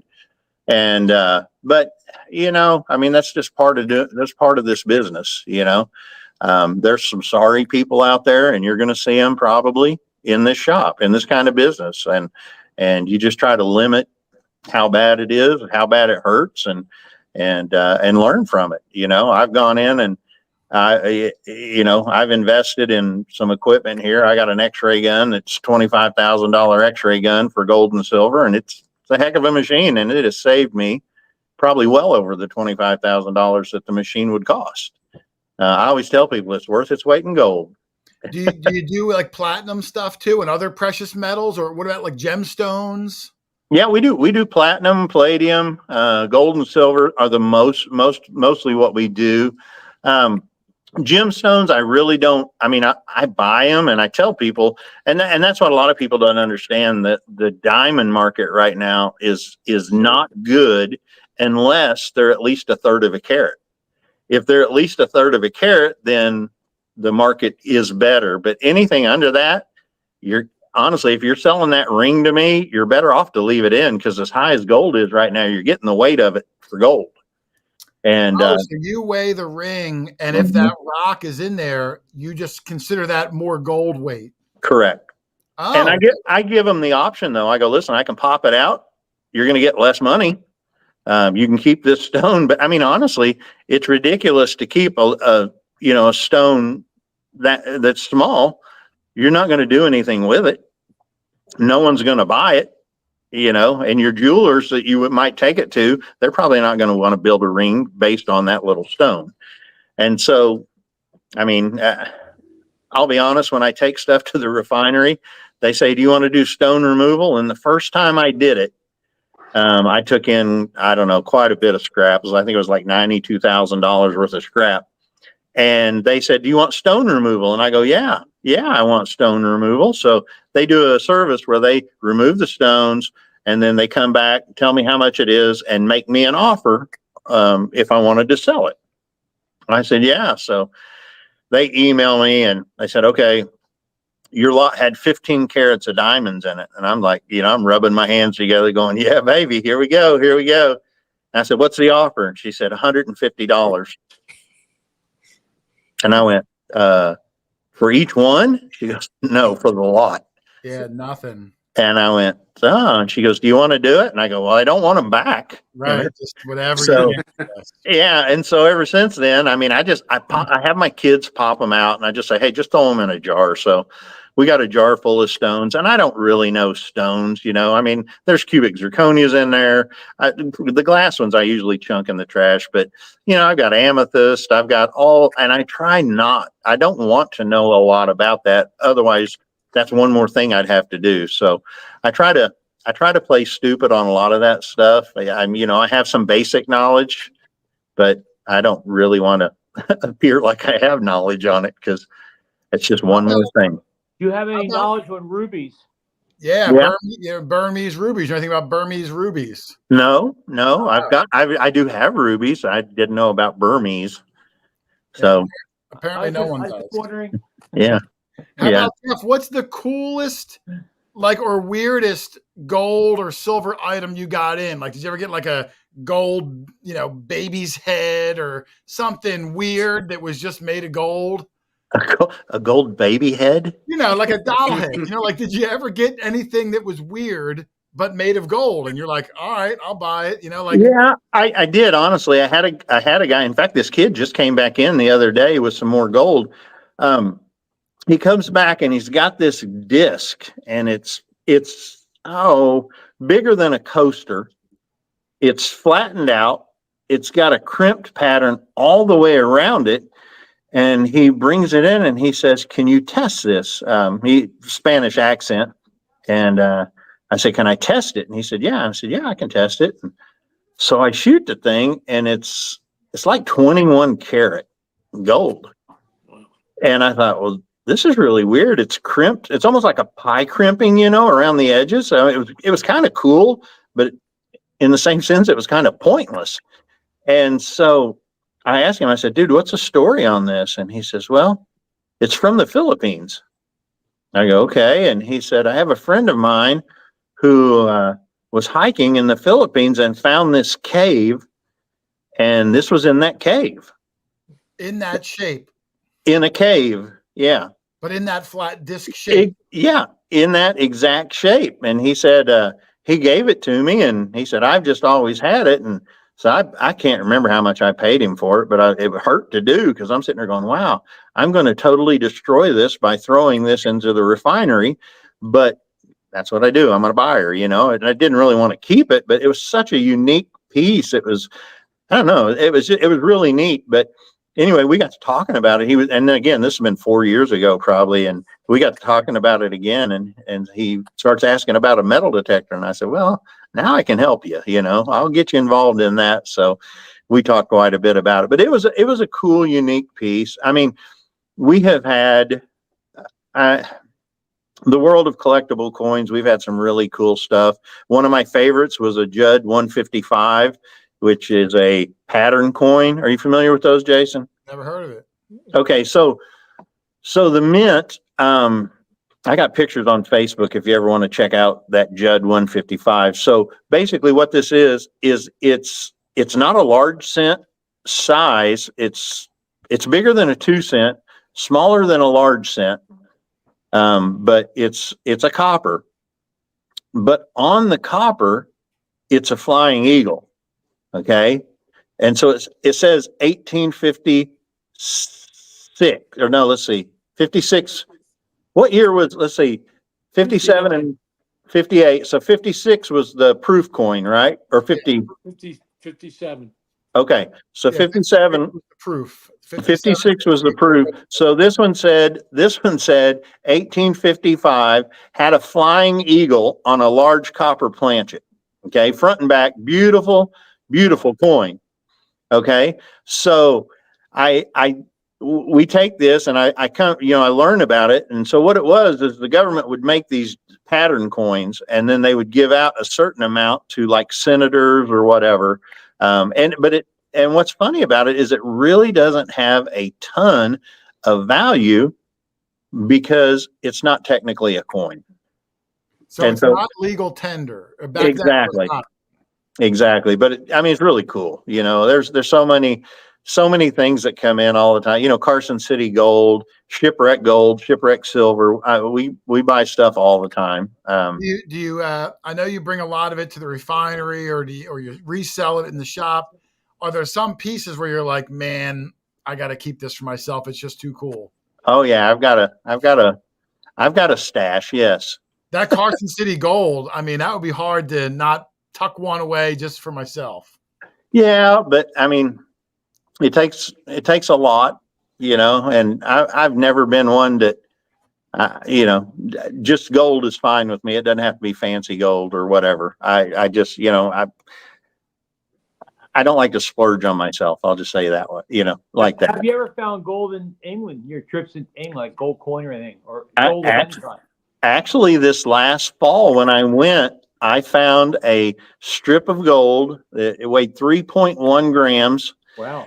And it was bent all up because of the plow. But I got back to the hotel room and I squished it, and I got it flattened out.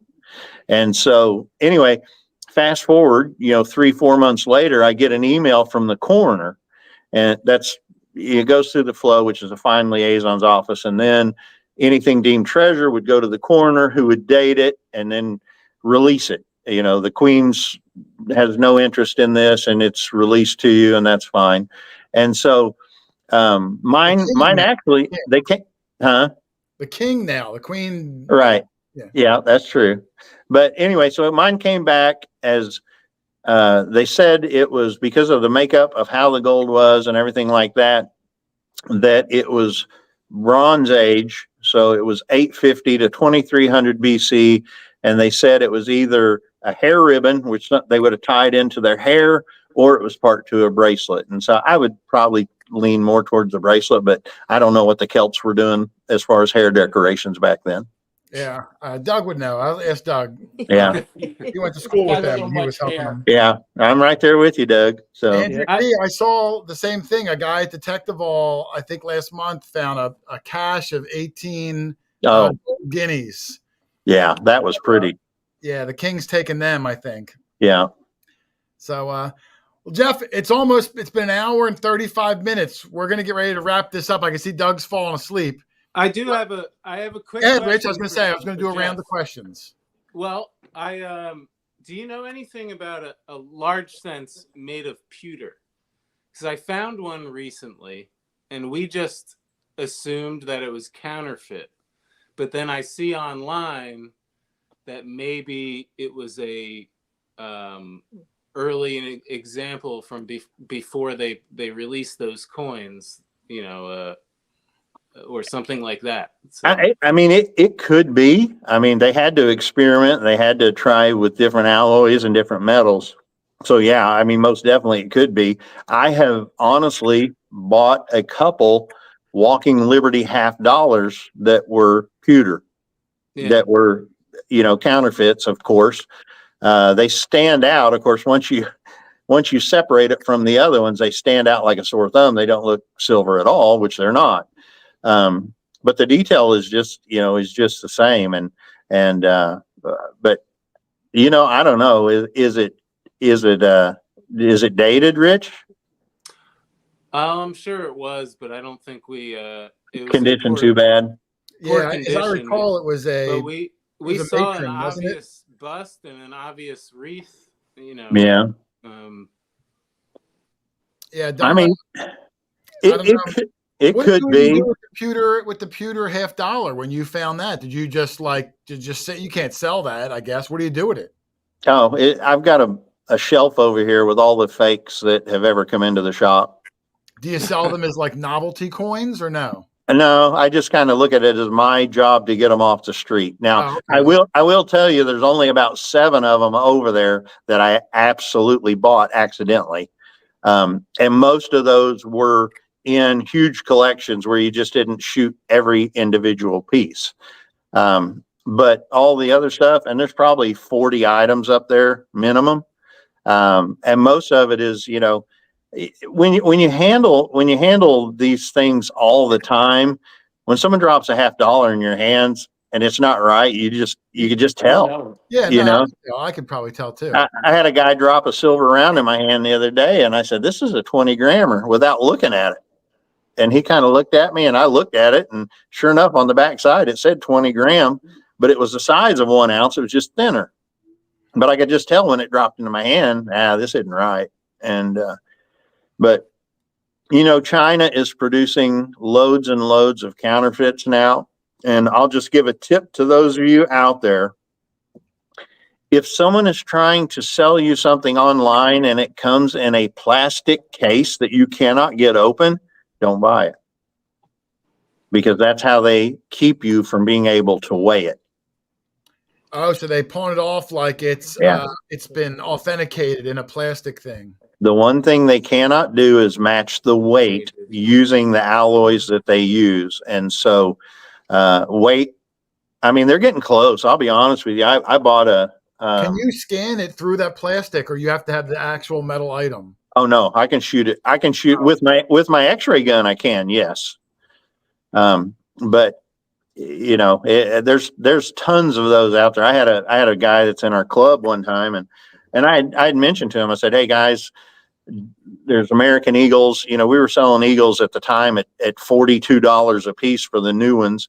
And there's an ad on Facebook that was selling them for $19.99 for brand new 2024 or 23 Eagles, whenever it was." And I just mentioned to him, I said, "Hey, I wouldn't do it." And about a year later, he comes into my shop and he goes, "Hey, can you test these real quick?" And he hands it to me, and I said, "I don't need to test it." And he goes, "What do you mean?" I said, "It's light." And he said, "You can tell that?" And I said, "Yeah, I can tell it." And he goes, "Well, I was wondering because it won't fit in my Silver Eagle cases like, the other ones do." And I said, "Well, it's because it's smaller." And I threw it on the scale, and it weighed like 23 something. It's supposed to weigh 31 grams. And I looked at him and I go, "Where'd you buy those?" Kind of put his head down. And I go, "Where'd you get them?" Facebook. And I said, "Dude, are you kidding me?" And he goes, "Well, I should be able to get my money back because I use PayPal." I said, "Well, you better hurry because those companies disappear really quick." Yeah. And I tell people, all that stuff. I tell them, I said, "Listen, this is the exact business where if it's too good to be true, it's not true, and I don't know. He was in it pretty deep. He bought quite a few of them, but who wouldn't? You get them less than half price. Yeah. You got to be careful. Yeah, you do. But well, Rich, Lynn, any other questions for Jeff before I cut him off? It's 5 and 9, hour and 45 minutes. It goes by quick. Wow. I have more of a comment going back to the pewter stuff. In the antique world, like a pewter pieces, like I'm talking about hollowware, like sugar bowls or plates or the pewter stuff. It used to be known as poor man's silver, and they could polish up pewter so highly that it looked just like silver. Mm-hmm. So, I mean, maybe with the coins, they were really polished back then, and they were tried to, pass off as real or whatever. It's funny you say that, because I got a Stein brought in one time and it looked off. And anyway, I wind up and I tried to test it with my Sigma, and it was a wonky reading. I was like, man, I can't figure this. It's not hitting like a silver plate. It's hitting like something else. And so I wind up getting the XRF gun. I bring it out and I shoot it with that gun, and I'm looking at it and I go, that's kind of a weird makeup. I don't see that a whole lot. So I go online and look and put it in, and it's like, that's the makeup for pewter. And I'm like, well, son of a gun, this is a pewter, a pewter Stein. And I sat there, and it had a couple spots on it that I use this stuff called Easy S coin cleaner. It's a mild sulfuric acid. And I thought, well, I'm going to see if I can take that off. And so I put just a little bit on a paper. It smells like rotten egg, so you use it sparingly. And so I put that on there, and I started, rubbing, and this on this one side of this pewter Stein, it was a little bit grainy. I don't know if that's normal, but it just kind of had almost a little porous, like it had some texture in it on this one side. So anyway, but I'm scrubbing and scrubbing and scrubbing. And just like you said, I got done and I looked at it and I go, crap, that looks really good. And so I wind up doing the whole thing, not with the stinky stuff. I switched over and I got some baking soda. That stuff reeks. But I got some baking soda, and I thought, you know what? And I didn't wind up doing the entire thing, because I sat there and go, why am I doing this? But it did look good. I mean, I sat there and I went, wow, this, it kind of looks silverish in a way. Yeah. I honestly thought it had more of a palladium look.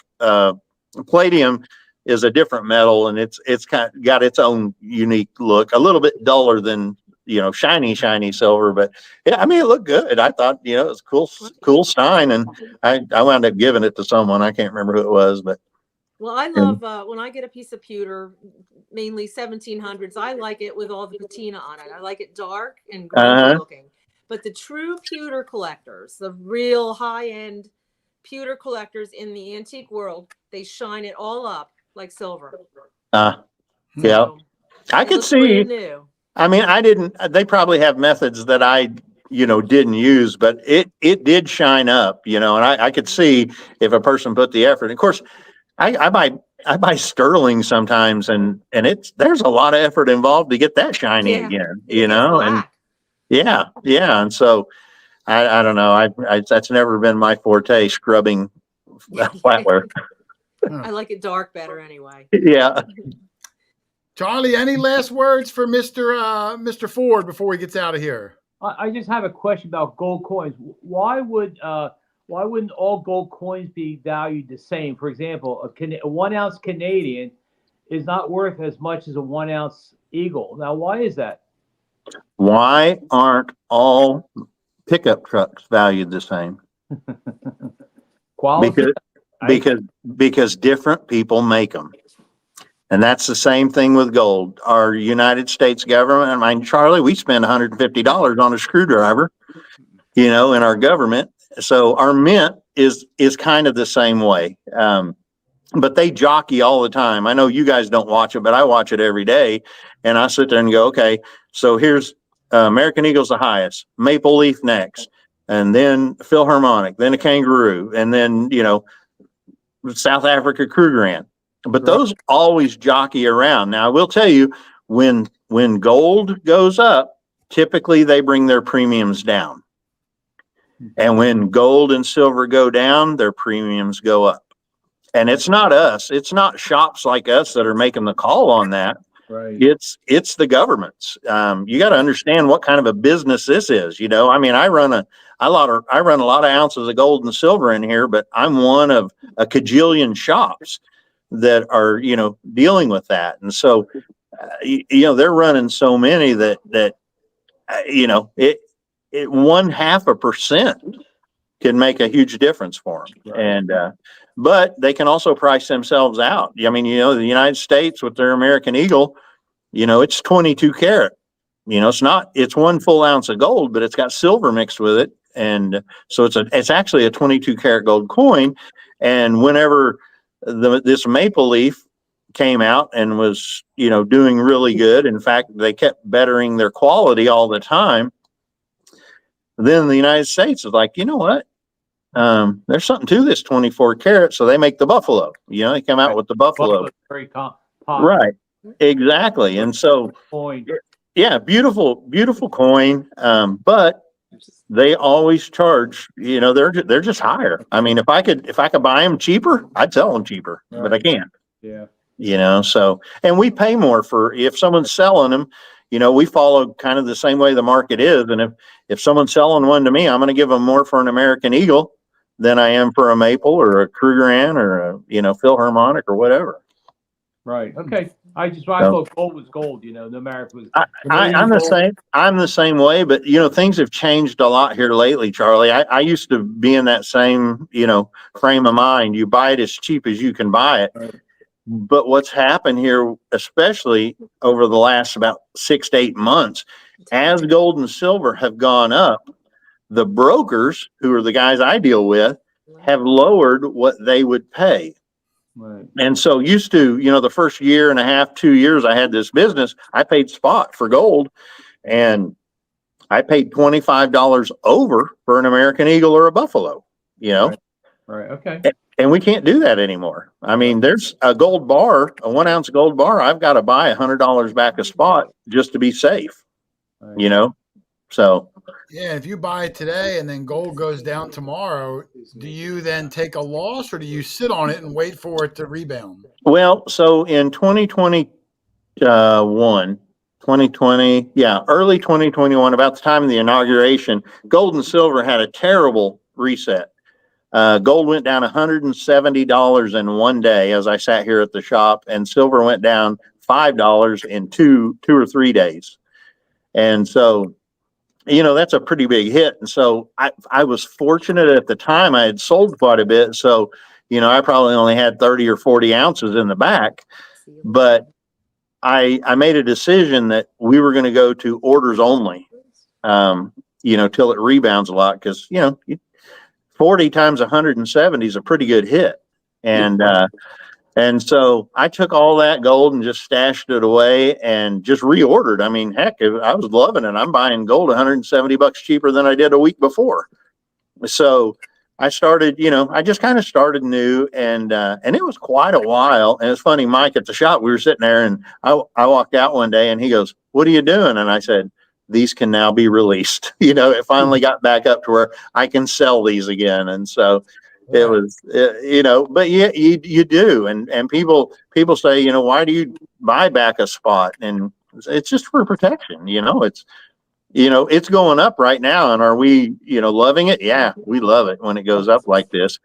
But you gotta also understand when it's going down, you guys are loving it and I'm not so much. Yeah, I guess it's up and down. It is. And you just have to, you have to hedge your bets and be careful. I try not to keep a ton of inventory. I got a lot right now, but I try not to keep a ton.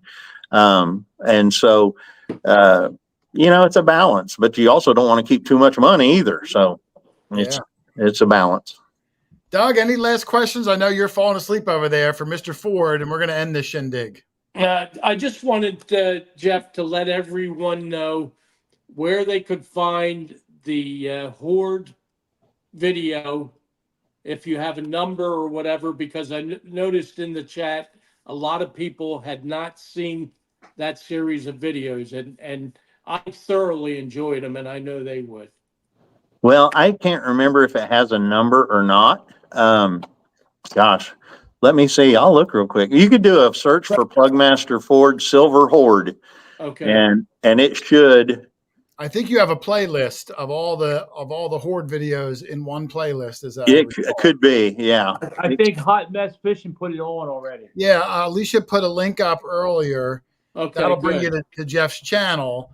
And if you go to his playlist tab, you can find them all, or you can sort all his videos by most popular, and they're all at the top because those were all crescendos for him because it was such a unique, amazing. It was a great series. Yeah, it was a lot of fun. It was exciting to watch as it unfolded. You know what's funny is People, people. if you don't mind, if you can put it in again. Well, you know what's funny is people complained. The video was just too long, and I'm sitting there going, "Golly, I cut out 10 hours of footage." Yeah. Mine are 35 minutes. This live stream is 2 hours. I need 10 hours of footage I didn't even use. And people would sit there and look at it and go, "You can't cut that out." And I go, "I have to." I mean, we can't. We did. We hunted daylight till dark. That's a lot of footage for 1,927 silver coins. Wow. So it was something. Hey, before we get off here, I want to, I don't know if was Seth Newkirk in the chat?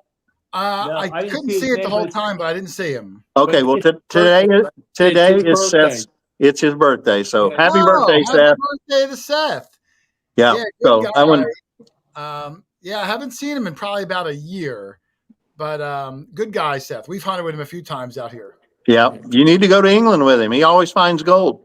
Well, I know you keep inviting us. We're trying to coordinate it. It's just, that's a tough call. Well, Jason needs to get a what do you call passport. Passport. Hey, Jason, if I paid for your whole crew to go, would you go?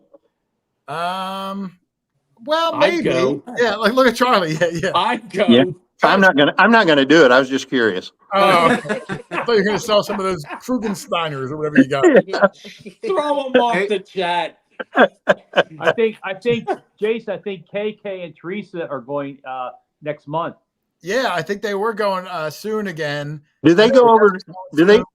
Where do they go? Do you know? Do they go over by Wales? Suffolk. Okay. Down Suffolk. Okay. Yeah, I know there's a guy, and this is something I might look into eventually, but he's all booked up. But I've always been intrigued with the Iceni tribe, the Celtic, Boudica, and that whole thing, and the fits that she gave the Romans, and they're just north of where we hunt. And so I was looking through, and I don't believe there's ever been Iceni tribe found in our club because we're in a club over there. We found in fact, they found a couple new Celtic tribes already this year, this month actually, here in the last few weeks. And so it's always interesting to see a guy dug a little, looks like 24 karat gold. It's it resembles a cat of some sort, and the tail is still on it. And so it's going to be neat to see what the coroner, if that comes back as a Roman votive or what it is. You really don't know. And of course, in the picture, the thing looks giant, but in reality, it was smaller than my strip of gold that I found last year. So, it's a small piece, but still to be in that condition after riding the plow for however many hundreds of years, it's pretty impressive. Yeah, one day I'd love to get over there just to have a shot at something that's thousands of years old. Just seems so abstract. Yeah. Well, you got to get on a plane to do it, Jason. Or a boat. I'm not boating over there. Now I'm inspired by Lynn's Bermuda cruise. Now I want to do that. Some nice weather out there. Yeah. It's a 6-hour flight, right? 6 or 7 hour flight. Yeah. So, it depends on where you go. Like we go Springfield to Chicago, and then it's about 7 hours from Chicago. But if you fly, like one time we did Springfield to Dallas, and then it's 9 hours, or Springfield to Atlanta, and it's more like 6 hours. But it was a few years ago when we went, and we took out of Chicago, and we're going, and I can't sleep on a plane, being 6'6", and the guy in front of me is going to jack my knees with the tray as soon as I start to doze off. Yeah. And so we're going, and I'm looking at my watch, and I'm thinking, okay, did I adjust it right for London time, or something's wrong? Because I'm looking at the screen, the map screen, and I go, we're about 45 minutes out, and it's not even 5 a.m. and we're supposed to have arrived at like 7. And I'm sitting there going, that, something's wrong. Either their computer thing is messed up on the back of my seat here, or my watch is wrong, because there's no way that we're almost to land. And boy, sure enough, it starts getting light and I can see land. And then I'm like, crap, we're to London almost 2 hours early. Wow. Well, the bad news is, well, here's the good news. So the good news is it was a world record tailwind, and we happened to be in it. Okay. It was the highest recorded tailwind they've ever had. We actually were in it. Now, the bad news is they made us circle for an hour and a half around Heathrow. Yeah, you were too early. And you talk about mad. I mean, you're sitting there going, all right, look at all this time we made up. And then you just circle and circle and circle. It was pretty frustrating. But, what are we going to do? Get off the plane is all, because we really weren't doing anything at that point. So, but no, I recommend to people, man, go once. The trip is not near as expensive as you think it is to go. You can get by. Now we're doing a longer hunt this time, so it's going to cost, a couple, $200-300 more. But honestly, the group that we go with, we get it done for $3,000. That's flight, everything, export papers, everything. How many days? How many days are you hunting? So we're doing a 9-day hunt this time, Charlie, and we're going to hunt 8 days. So we start hunting on the 5th. So we'll hunt the 5th through the 14th, actually. Wow. 14th. Oh, no, the 14th we'll fly back. So we'll hunt the 5th through the 13th, and then we fly back the 14th. I only did a 3-day hunt over there, and I didn't want to stop. Oh yeah. It's funny because we did when you do a 7-day hunt, when you get done, you're like, golly, I'm not done yet. I don't want to quit. Yeah. So we book a 10-day hunt the next time. And on day 8, we're like, good Lord, why did we do this? I'm dying. It's like, I want to go home. Yeah. It hurt. There is a difference. You go into day 8 and it's like, oh man. Yeah. At least the soil is easy to dig over there. Oh yeah, it is. But sometimes, you got to look at it. It rains all the time, and you're going to wind up hauling 12 pounds on each boot with mud. Yeah. And that gets rough. And that's why I tell all the guys that go with us, I said, listen, the best thing you can bring is a plastic putty knife.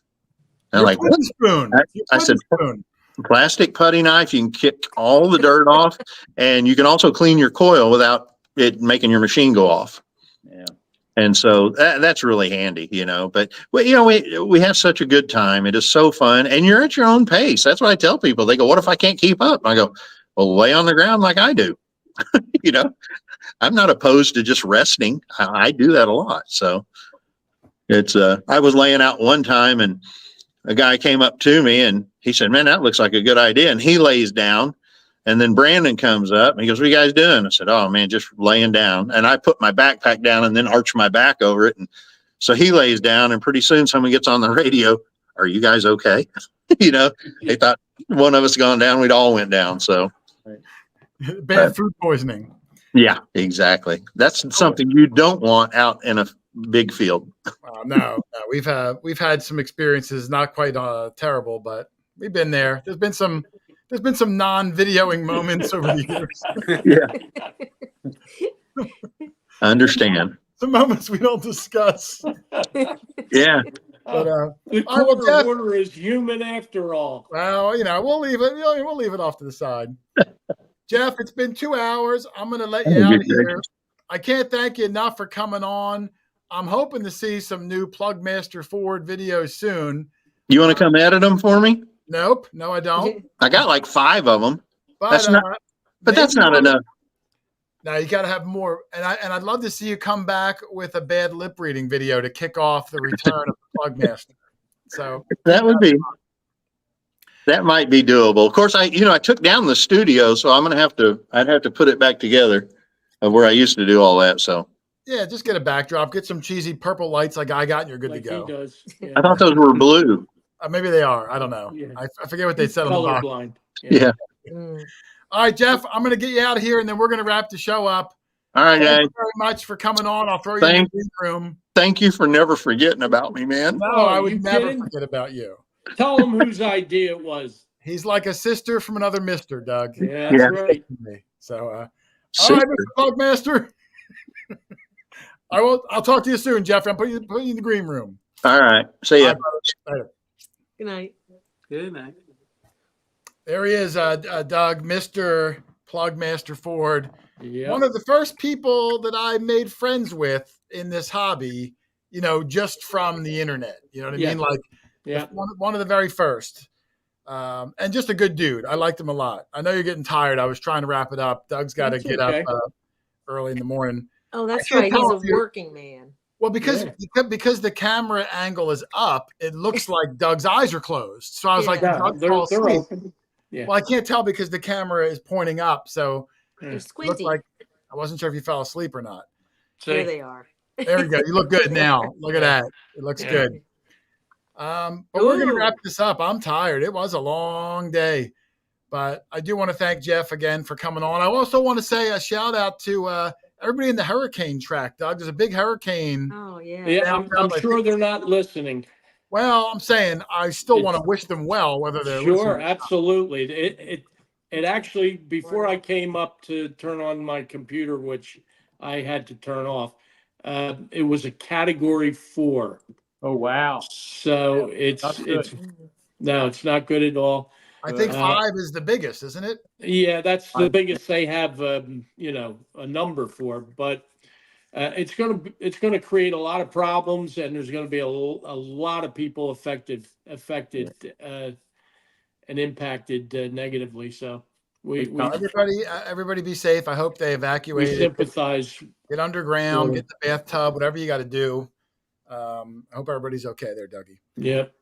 But I'm going to wrap this shindig up. Rich, I know I saw your friend Marcus in there. I didn't want to interrupt. I'm glad he made it. I couldn't give a lot of shout outs. I saw Audrey Girlinghouse, Drum and Detect was in there. Allison Walker popped in. I thought she's still in there. Is she? Wow. Monkey Do. So many people. I try not to interrupt the conversation. I do glance over. Luis Villarreal, which I'm working on. I'm working on rolling those R's, Doug. I do have one Amanda Collins. I got to give her a shout out. I'm sorry, what, Rich? I do have one shout out that Clem Fandango. Not Clem. I don't know if she was in the chat tonight, but Ellen Huffnell. I know it's her birthday tomorrow, so happy birthday! Oh, happy birthday to Ellen Huffnell and to Seth, and I believe it's also Greg Pickens' birthday today from Finding America. Well, happy birthday! Happy birthday. That's Slim Pickens' brother, right? I'm not sure if there's a relation or not, but no, we're gonna. I'm gonna get out of here, Doug. Any last thoughts before we end this shindig, Dougie? No. All right, Rich, Lynn. No, I thought Jeff was fun, very personable. Yeah, he's a good guy. He's a great guy. Yeah, he's a good guy. Charlie, any last thoughts? Well, it's nice to see Jeff because the day that I detected with Jeff on our family farm was a great day for him and Mikey, and you were there, of course, and we had fun time. So he's a good guy to detect with. Yeah, he's a good all-around guy. I like him a lot.